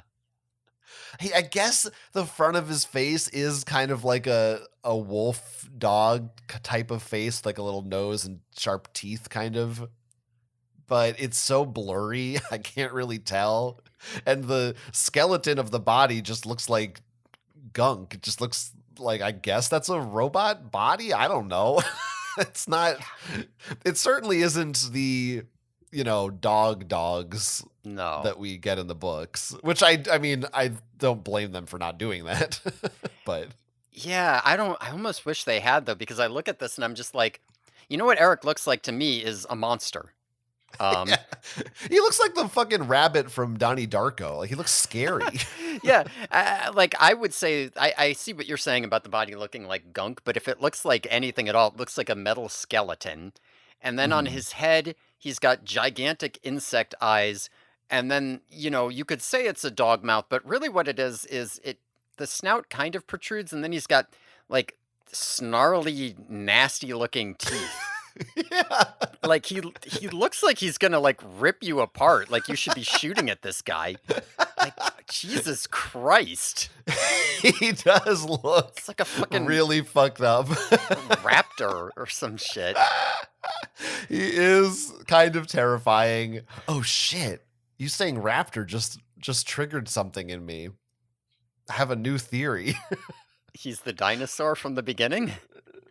Well, He's a no. dinosaur? I think, unrelated to Erek, Okay. I now think that the dinosaur in the beginning was the Drode. Visiting Marco in a dream, that's the first appearance of the Drode. Well, I'll tell you, I made a little list at the beginning of my notes here of things that happened in the books for sure, regardless of air date, between season 1 and season 2, and one of them is the Drode. Yeah. The Drode could be here. That is 100% my headcanon now. That's why we're like, this dinosaur doesn't make any sense. It's because they're they're all going to be visited by the Drode in their dreams, like Freddy Krueger. Krayak also appeared in between seasons. Wow. So, Krayak, well, he appeared early on, too. Sure. Okay, anyway, sorry. That was just a little detour back to the horrible, disfigured monster that is before us. Everyone's like, please turn back to a boy. Jesus fucking Christ. Do you think, here's an important question. Do you think the real Erek King was invited on set to see this episode? Ooh, that's a good question. There's a real guy they kept the name, and now he's just a guy on TV. Was he excited about this? Did he tell his friends, like, my character's going to be on TV? He was probably already super hyped about the book, and at this point he was like, this show sucks. He's like, please don't watch it. Yeah. I'm so embarrassed. You've already seen how they did my character in the books. That's it. That's me. That's me. I don't know. He like, I don't know. Erek he's getting up in everyone's business. He's acting like he owns the place. He picks Marco up with one hand like a fucking, like it's like a pissing contest. Like he's trying to impress everyone with how strong he is. I don't like it. Put Marco down, you piece of shit. He's fucking smug. He's an asshole. I don't like him. Well, Marco does get a pretty good burn-in on him when he says, oh, this is just a hologram, and Marco's like, oh, so you could look like anything you want, and you chose that? Fucking take that, Dove Tiefenbach. You fucking dopey piece of shit. I want to fucking punch you in the face. But you wish you were one of the buff boys. Not now. Now on his IMDb page, he looks like he's probably pretty strong and could probably easily kick my ass.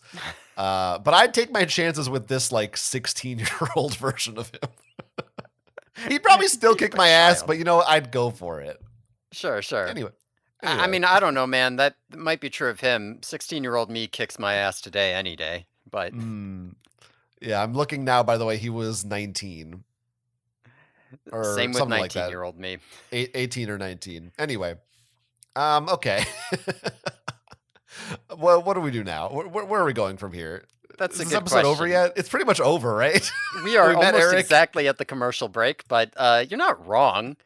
By the way, he never says my name is Erek, does he? Does he say No, that? he doesn't. He doesn't. Fucking bullshit. No, okay. I mean, yeah. I'm sorry. Go for it. Yeah, keep going.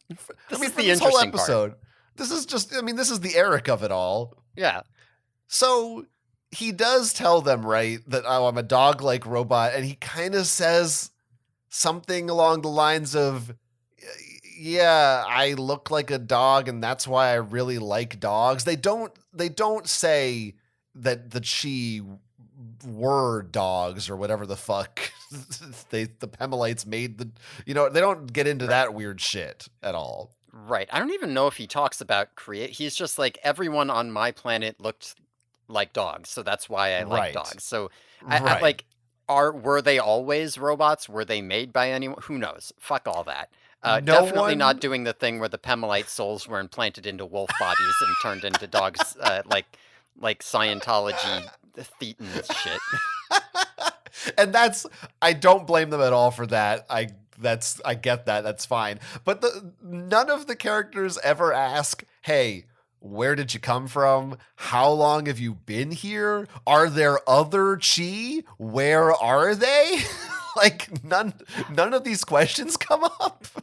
Erek has a line where I'm pretty sure what he says is, "I am a Chi," but the way he says it, it sounds like I am the Chi, and I'm not at all sure whether there are supposed to be other Chi around here. Yeah, it's like how there's a bunch of Elamists and then there's one Chi, the Chi. Right, yeah, exactly. Erek the I don't Chi. know. And we're about to get into the plot of the episode. This is insane. I don't know how this has happened. I don't know why we're going so long on this, but well, we had a lot of comments on Zutopia and Erek and the music. But then there's also like the Yeerks have got this Chi crystal, which did this happen in the books? I don't remember. So in the books, the Yeerks had a Chi crystal, and they were going to use it to hack every computer on Earth. Very 90s plot. And Erek wanted it so he could overwrite his programming and be violent. Now, in this one, the Yeerks have a Chi hologram crystal, and they're going to use it to make holograms. Right. Cool. Good job, Yeerks. Even though in the books, don't they have their own hologram tech? Yes, although it's not as good as Chi tech. Of course. Right. Again, also, no one's asking. I'm also wondering, like, why? Where did this crystal come from? Like, how did the Yeerks get it? Why just now did they find it? There's an answer to this in the book. What's Erek been doing? Like, did he? What's his deal on the show? They don't say what the fuck his deal is. He's just like, hey, by the way, I've just been here the whole time. I'm a robot. It's like, what? No one's confused about this? Yeah, there are no answers. How long has he been here? It's just, I'm a robot from another planet. I'm also fighting the Yeerks. Don't worry about it. Who cares? What is this, Power Rangers? Yeah, honestly.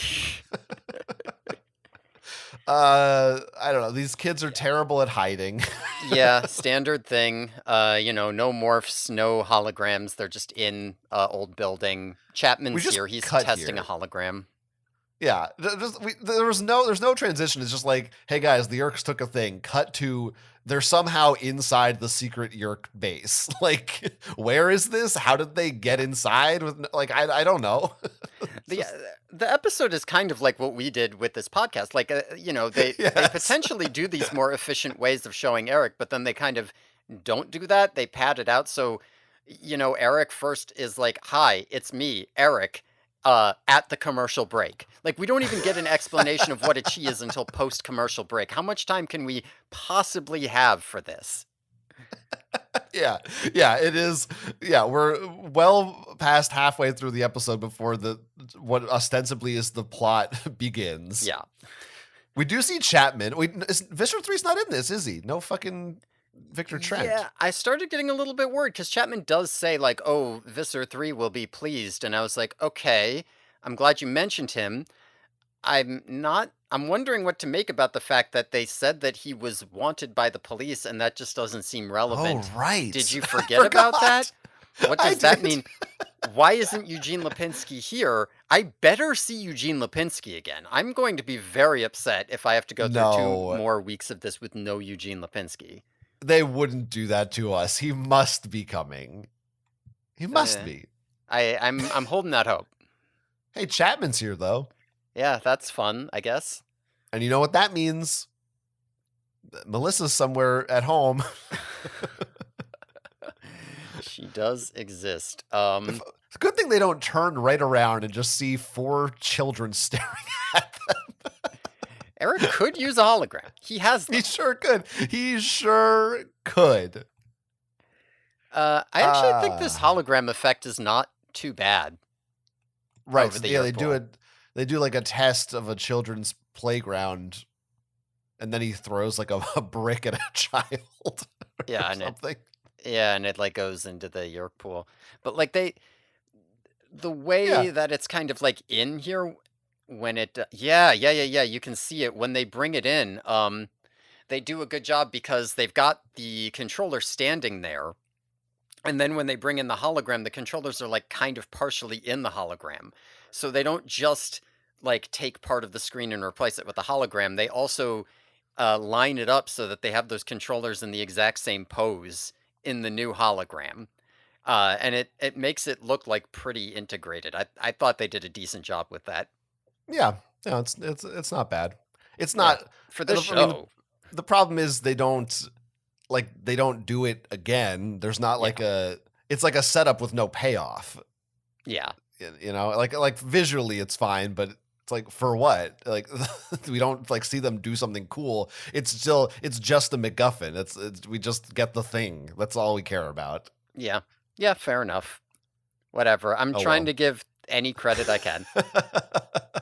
Yeah. Well, this is when I wrote, thank God for Axe.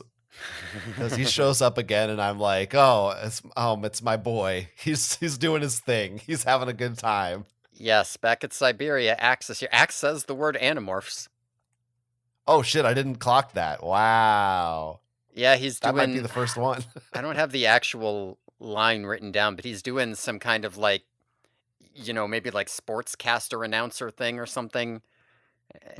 Yeah, and he's like, the Animorphs, whatever, I don't know. All right, sports fans, the Animorphs are up to bat or whatever. Yeah. But look at Marco's watch here. God damn, it's kind of cool looking. It's like shiny. It's got like a cool design on the band. That's kind of fun. They also give us our little explanation here of why Erek even fucking needs them for this. Which is that he can't, if he touches the crystal, he risks destroying his own hologram. I don't know what that means exactly, but that's why he can't just go in there and grab it. Sure. Cool. Great. Thanks, Erek. What was he going to do? He didn't plan to reveal himself to the Animorphs. No. That just happened. What was he going to do? Yeah, he's got to figure it out. Can't he just walk in there, break the machine, and carry the part that has the crystal in it out? That's like if Thor's hammer is on a table. Can you pick up the table? Well, I mean, it's not even like that, because it's not even that he can't lift it. He just can't touch it directly. Right. All he's got to do is get it away from the Yerks. There's a lot of things that a lot of characters could have done that they didn't do. You know what I noticed in this scene? It's been a long time since we've seen a Dracon beam. That's true. Did they even have any in Face Off? I don't think they did, because they just had the kids. Like, they were pretending to be humans, so I don't think they like had them out. They must have at some point when they're like holding double toms or something, right? How could they? Maybe they didn't. I don't think they did. Yeah, I think they were just standing around. Yeah, they don't They have the for- budget for the fucking flashlights anymore. That's too rich for their blood. They forgot about it. Anyway, yeah, there are controllers in here. It's just, I guess it's the same three, or Yeah. at least two of them are the same from the last scene. Yeah, it's just these same three all episode. Not great. Remember those funny ones from that one episode? I really like all the funny ones. These controllers suck. I don't like them. They really look just like regular people. There's Yeah. like nothing sinister. They're not acting in any way weird. They're just like construction workers. Yeah. You know? Which like could be a good effect if they were like out in public or something, but like here it's just these are the guards for their they look like shit. And there's even a scene later where they're like getting chased by these guys, and there's just like a shot of like the standard trail in the woods, and the three kind of schlubby controllers are like slowly jogging down there, like kind of like you might expect an out of shape middle-aged person to be doing. And I'm like, this is the Hey-o. least intimidating thing I have ever seen in my entire life. I am not scared of them. Yeah, nor should you be. All you have to do is like turn into a tiger and they flee. Yeah. Yeah. Yeah, Erek finally says he's programmed for nonviolence, but they don't really talk about it ever or think about it, which might be for the best. It feels like they're trying to make a slight thing with Rachel or somebody Yeah. being like, oh, like what? Like you guys can't help us do a thing, but it just feels very flat because there's no violence. So Yeah. who cares? Now I do think continuing sort of the trend, if you can call it that, that Rachel shows a little more backbone here. Yeah. She's the one who's like, come on, you guys, let's just go get it. And she turns into an animal I did not predict she would turn into. A monkey. A monkey. Yeah, so I did really like this. Rachel was showing some, like, they're like, oh, should we go? And Rachel's like, I'm going in. Right. I don't fucking care. I'm going in. And I was like, I like that. I'm glad that you're doing it. Yeah. And she's almost kind of selling it too, which is just such an improvement from last season. I have to imagine after reading the book that it was Brooke Nevin who like took the initiative on this, where she was just like, why isn't Rachel doing anything? Right. I love Rachel. She should run in there. And they're like, oh, okay, I'll put that in the script that she says that. In a way, it is a pretty unfortunate that, I mean, I don't know. We'll see how we feel about the end of the show. But the idea that, had the show gone on for like a second or third season, God forbid, like maybe she would have grown into that part and been a lot better at it. And maybe we would have got some good stuff from that. I don't know. But we'll never know. I would have loved to have said, just get through the first shitty season and it becomes great. Right. Sure. But also, it's like, I mean, yeah, we can talk about that when we finish the show. Interspersed with all this monkey business, you have I really don't understand this. Can you explain this to me? Marco and Cassie are in the woods. Wait, Axe is supposed to meet them, but he's busy watching TV. But what? Maybe I just wasn't paying attention. What is the plan? Why are they meeting in the woods? I don't really understand what's happening. They steal the crystal and then they have to go to the woods? Yeah, Axe has some giant, or he's going to show up eventually. This is, minutes and minutes later in the episode, but who gives a shit? Yeah, Axe is going to show up with some kind of contraption to use the crystal to make a hologram around them, because I guess Erek can't just do that. I don't really understand how any of that works. It's ridiculous. I guess it's kind of like, okay, we have to go meet Axe. He's got to have a giant contraption so he can't sneak in there. Sure, whatever. I don't know what Marco and Cassie are doing out here. Like, why aren't they in with the rest of them? Why do they need to be here? Like, so Axe can find them? I don't get it. I don't know. Why? Yeah, why couldn't he be anywhere? And they're acting so annoyed. Marco's like, "Oh my god, Axe, where is he? Oh my god, we're gonna run out of time." Like, for what? What is this? Why? Why are you here? It's so strange. Also, Marco here, he says like, "Where is Axe?" multiple times in a way that doesn't. Once again, it almost feels like this wasn't written. It feels like they were just like, Marco is upset that Axe is late. Go. Which is why Marco has multiple. He's like, Axe is late, and Cassie's like, I don't know where he is, and he's like, Jake and Rachel will be here any minute. Where's Axe? And she's like, I don't know. And it's like, you just said that. What? Why are we just like? Are you just trying to get a bunch of takes in a row here, or what? I don't know. It did not feel well put together. We'll fix it in post. Just say some stuff. We'll make it work in the edit. Yeah. Now Axe though, he's off. I like what Axe is doing here. Why he's late. He's watching a cooking show and chopping up a bunch of fresh veggies, which who knows? I guess he raided Cassie's fridge or something. Why not? He's got a little apron and a chef's hat. Maybe he took another taxi into town and went to the supermarket. Listen, this is the good part. This is the part where you're like, oh man, Axe, he likes, of course he's watching a cooking program and learning how to cook, and of course he loves it. Oh, he's got his hat. Oh, that's great. I love this. Such fun. Yeah, a little breath of fresh air here. Before we go back to, I think one of the most nauseating animal visions yet, monkey vision. Yeah, could be. Just everything looks like much greener and squigglier. I don't like it. I was a little confused about this next part because Erek is like hiding up against a wall and these controllers run right past him like they don't see him, and they do this kind of like blur effect, but he doesn't change as far as I can tell. It just looks like Erek to me the whole time. Yeah, I had the same problem. Okay, cool. No one will get that joke because nobody's going to watch the fucking episode. Yeah, I'll explain for the listeners. It's because he's hologram disguised as a trash can. I think he just feels at home. I think that's his natural state of being. He's like, this is who I am. I can relate. Yeah, same. Yeah.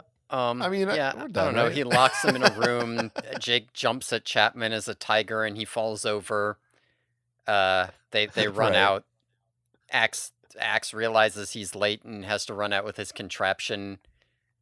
They put the crystal in, but it's in backwards, so Erek has to pull it out and put it back in the right way, and his hologram flickers. I don't know. I feel like this is kind of a thing where it's like, oh no, because he can't touch it or his hologram might be damaged, but he's got to flip it out backwards, and it's like, no, he doesn't. He said it's in backwards, and it's like, okay. Does anybody want to like just flip it out and put it? No, Erek will do it. He's the only one who knows how to reverse it. I don't know. Yeah, it is. It's stupid. It's so poorly explained. Like none of it. There's no logic. It's just, I don't know. They had to get the crystal. Like that's as far as we wrote. Yeah. Figure out the rest. Yeah. I don't know. They disappear. The non-threatening controllers run past them, and Axe is like, tune in next week for another exciting episode of Beat the Yerks, and then that's it. They won, so we can go back to the bar now and wrap it up. Yeah, and then the wrap up is Axe learns the lesson that he shouldn't watch TV anymore, and he throws the TV in a trash can, and it's not really played for laughs. It seems like they're actually trying to say on this television show that what you should learn is that television is bad.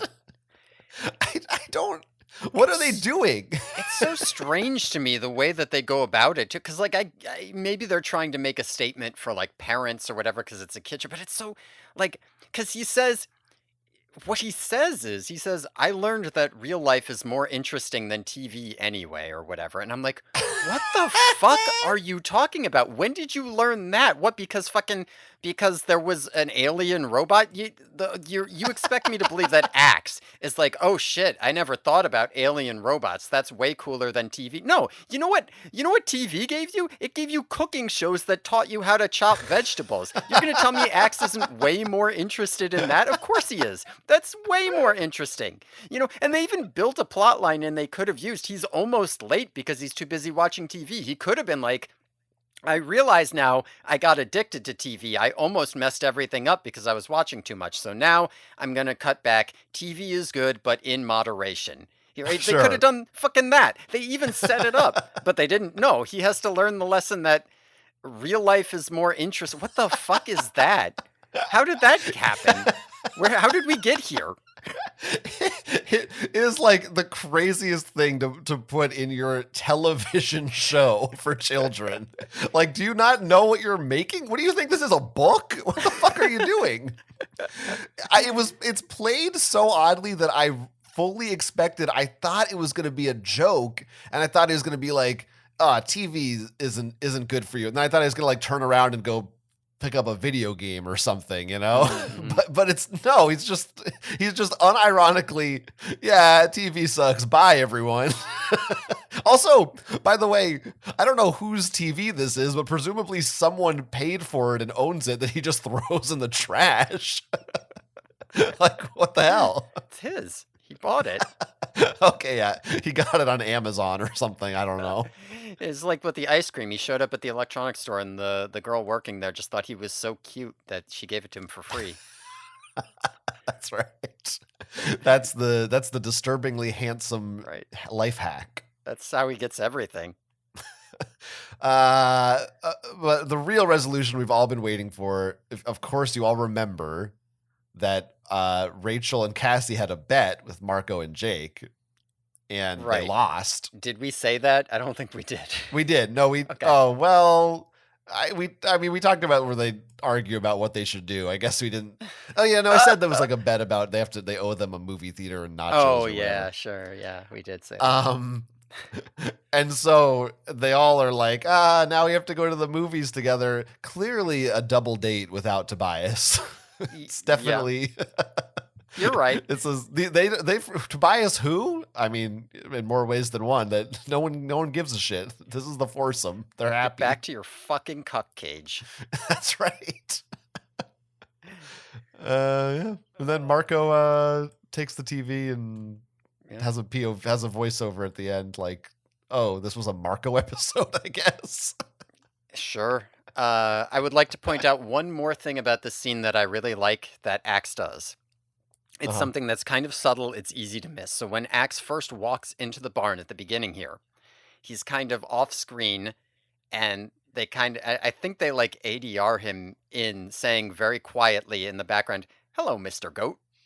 And I like to think that Axe and that goat are friends. I like that a lot.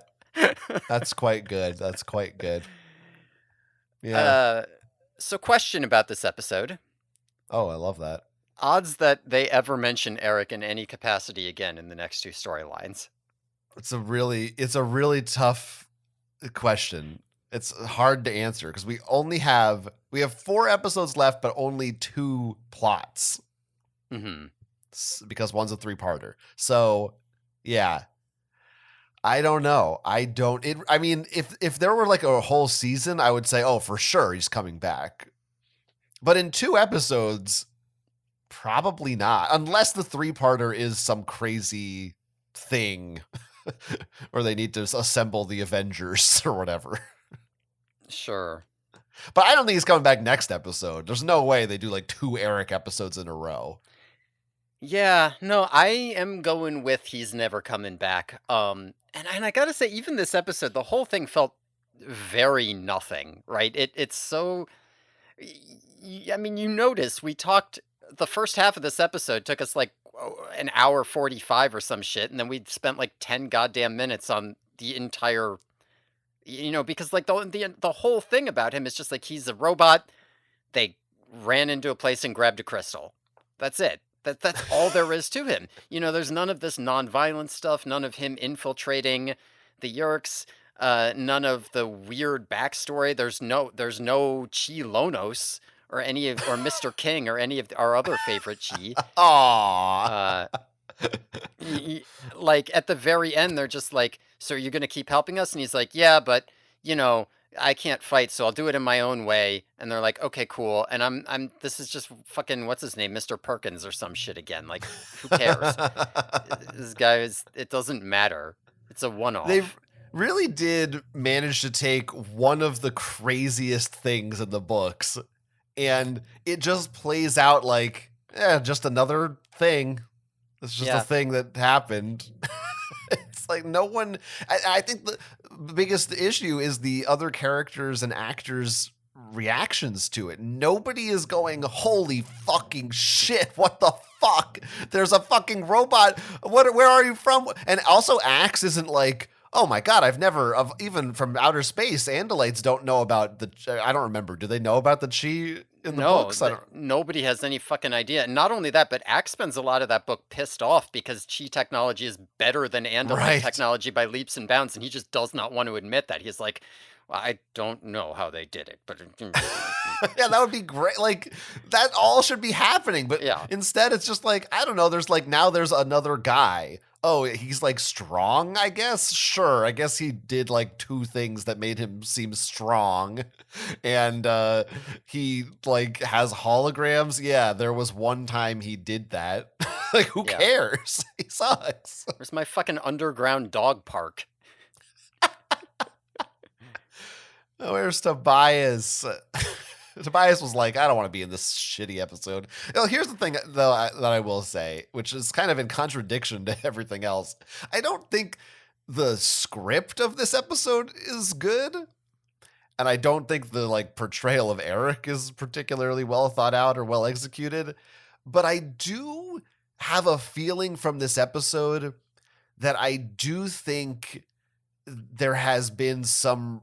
It's subtle, and I don't know if you necessarily consciously pick up on it if you weren't really looking for it, but I do think there is an overall improved vibe from your average season 1 episode. Again, not in terms of the writing, but like the acting, even though we had the shitty music, like it didn't feel like there were some season 1 episodes that really felt awkwardly cut with weird edits and stuff.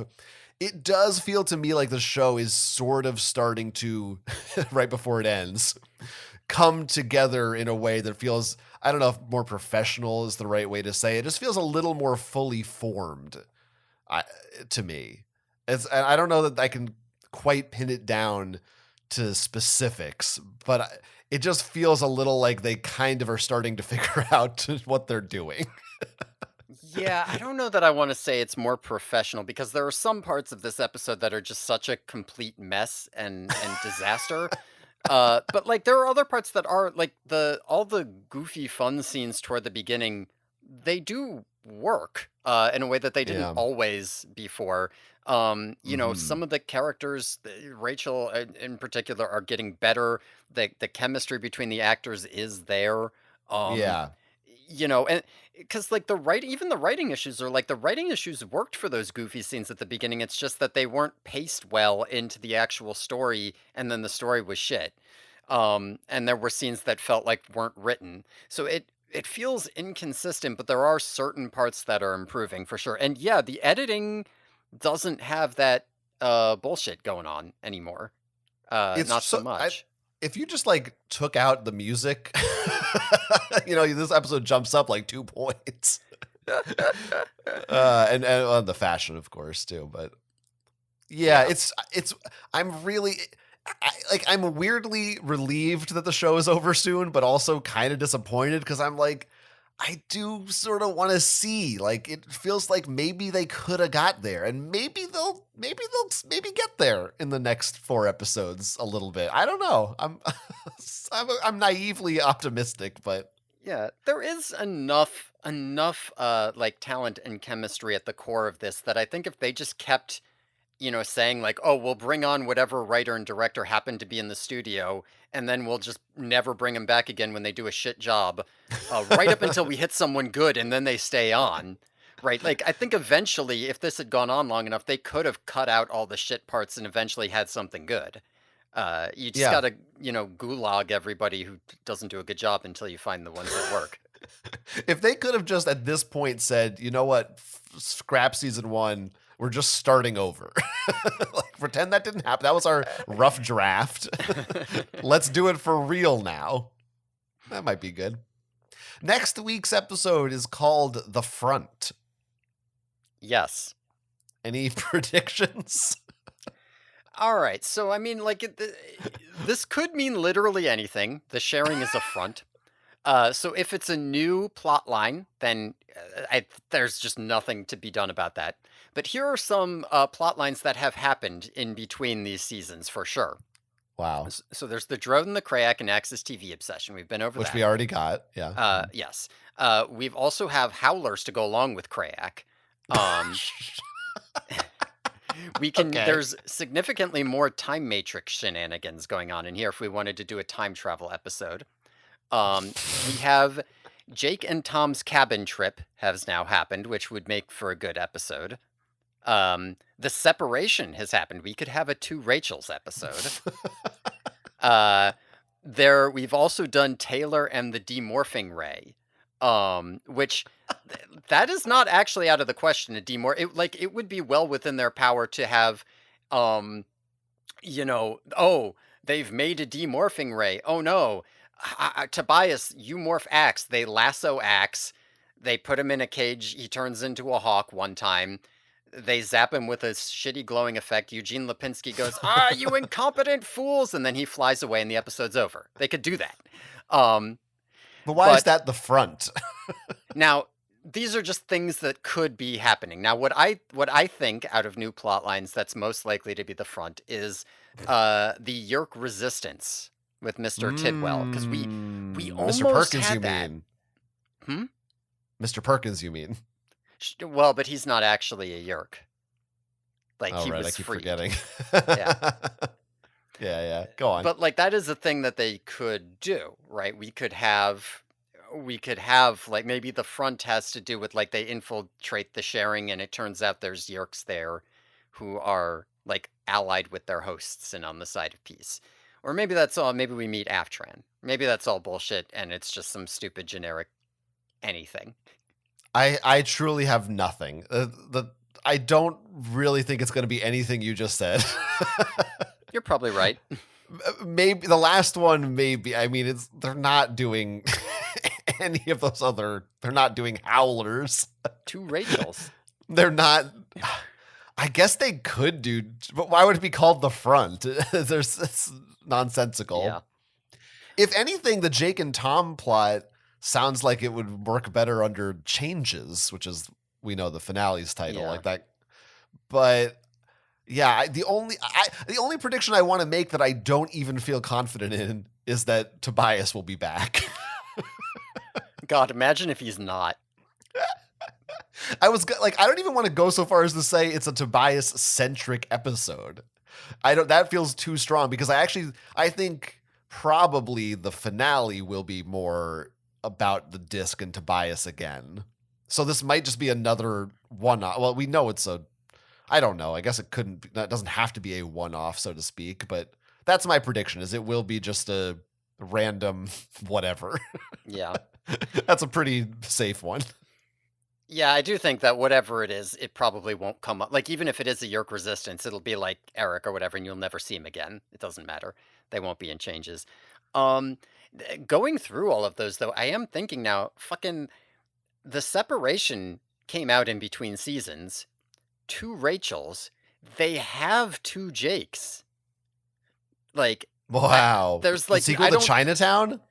I don't think that they're gonna have have that be one of these episodes, but like, goddamn, what a perfect opportunity! Because it's not like they keep the storylines the same anyway, and it's not like Rachel needs who cares? There's not a mean Rachel in the show. It could be anybody.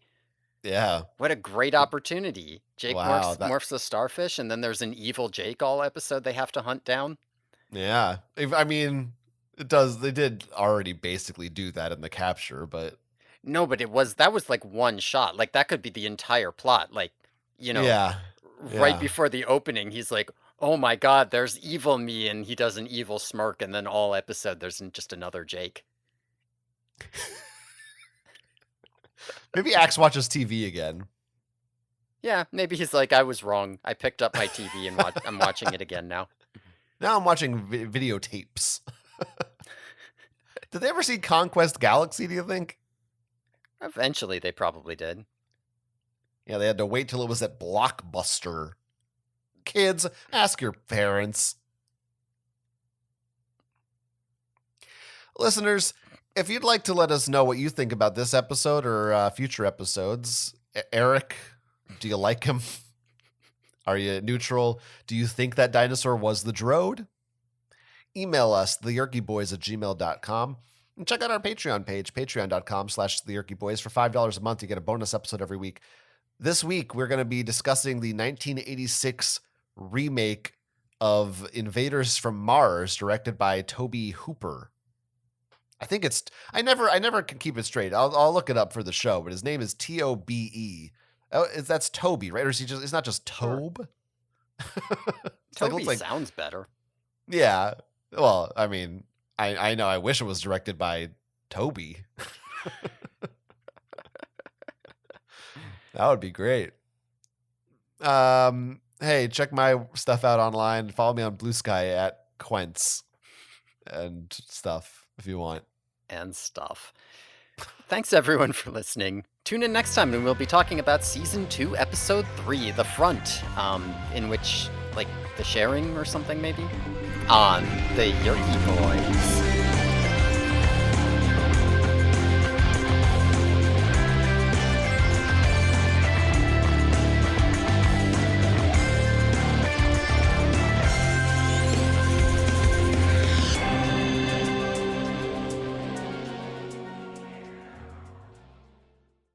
Yeah, you know soda is basically mostly just water anyway, right? Like, I mean, that's true of everything. Yeah, you're right. If you're eating like veggies or meat or whatever, I mean, that's where I you're actually getting don't your like water that. from. I think it's false advertising. I think they shouldn't be allowed to call it soda. Like, it should just be called water, like, and then in parentheses, but carbonated with sugar and stuff. Yeah, it's got other stuff in it too.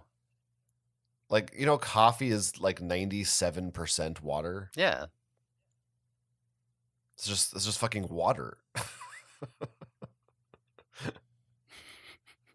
bullshit. I want the pure, unfiltered coffee. Nothing but coffee. You can I guess get I those. just want to eat coffee out of a bag. They're called like coffee beans. You can just buy them and snack on them. Yeah, but I want to drink them. Ah, okay. Well, how are you gonna if you're gonna drink it? You're either gonna need water or some kind of other liquid. What if I put them in a blender or like melt them? Well, you would still need a liquid because that would just powder them if you didn't put them in some kind of liquid. Unless you got them really This hot. sucks. Then they might melt. Okay. I don't know what the melting point of Can't I just have one liquid that doesn't have water in it? I'm sick of it. Sure.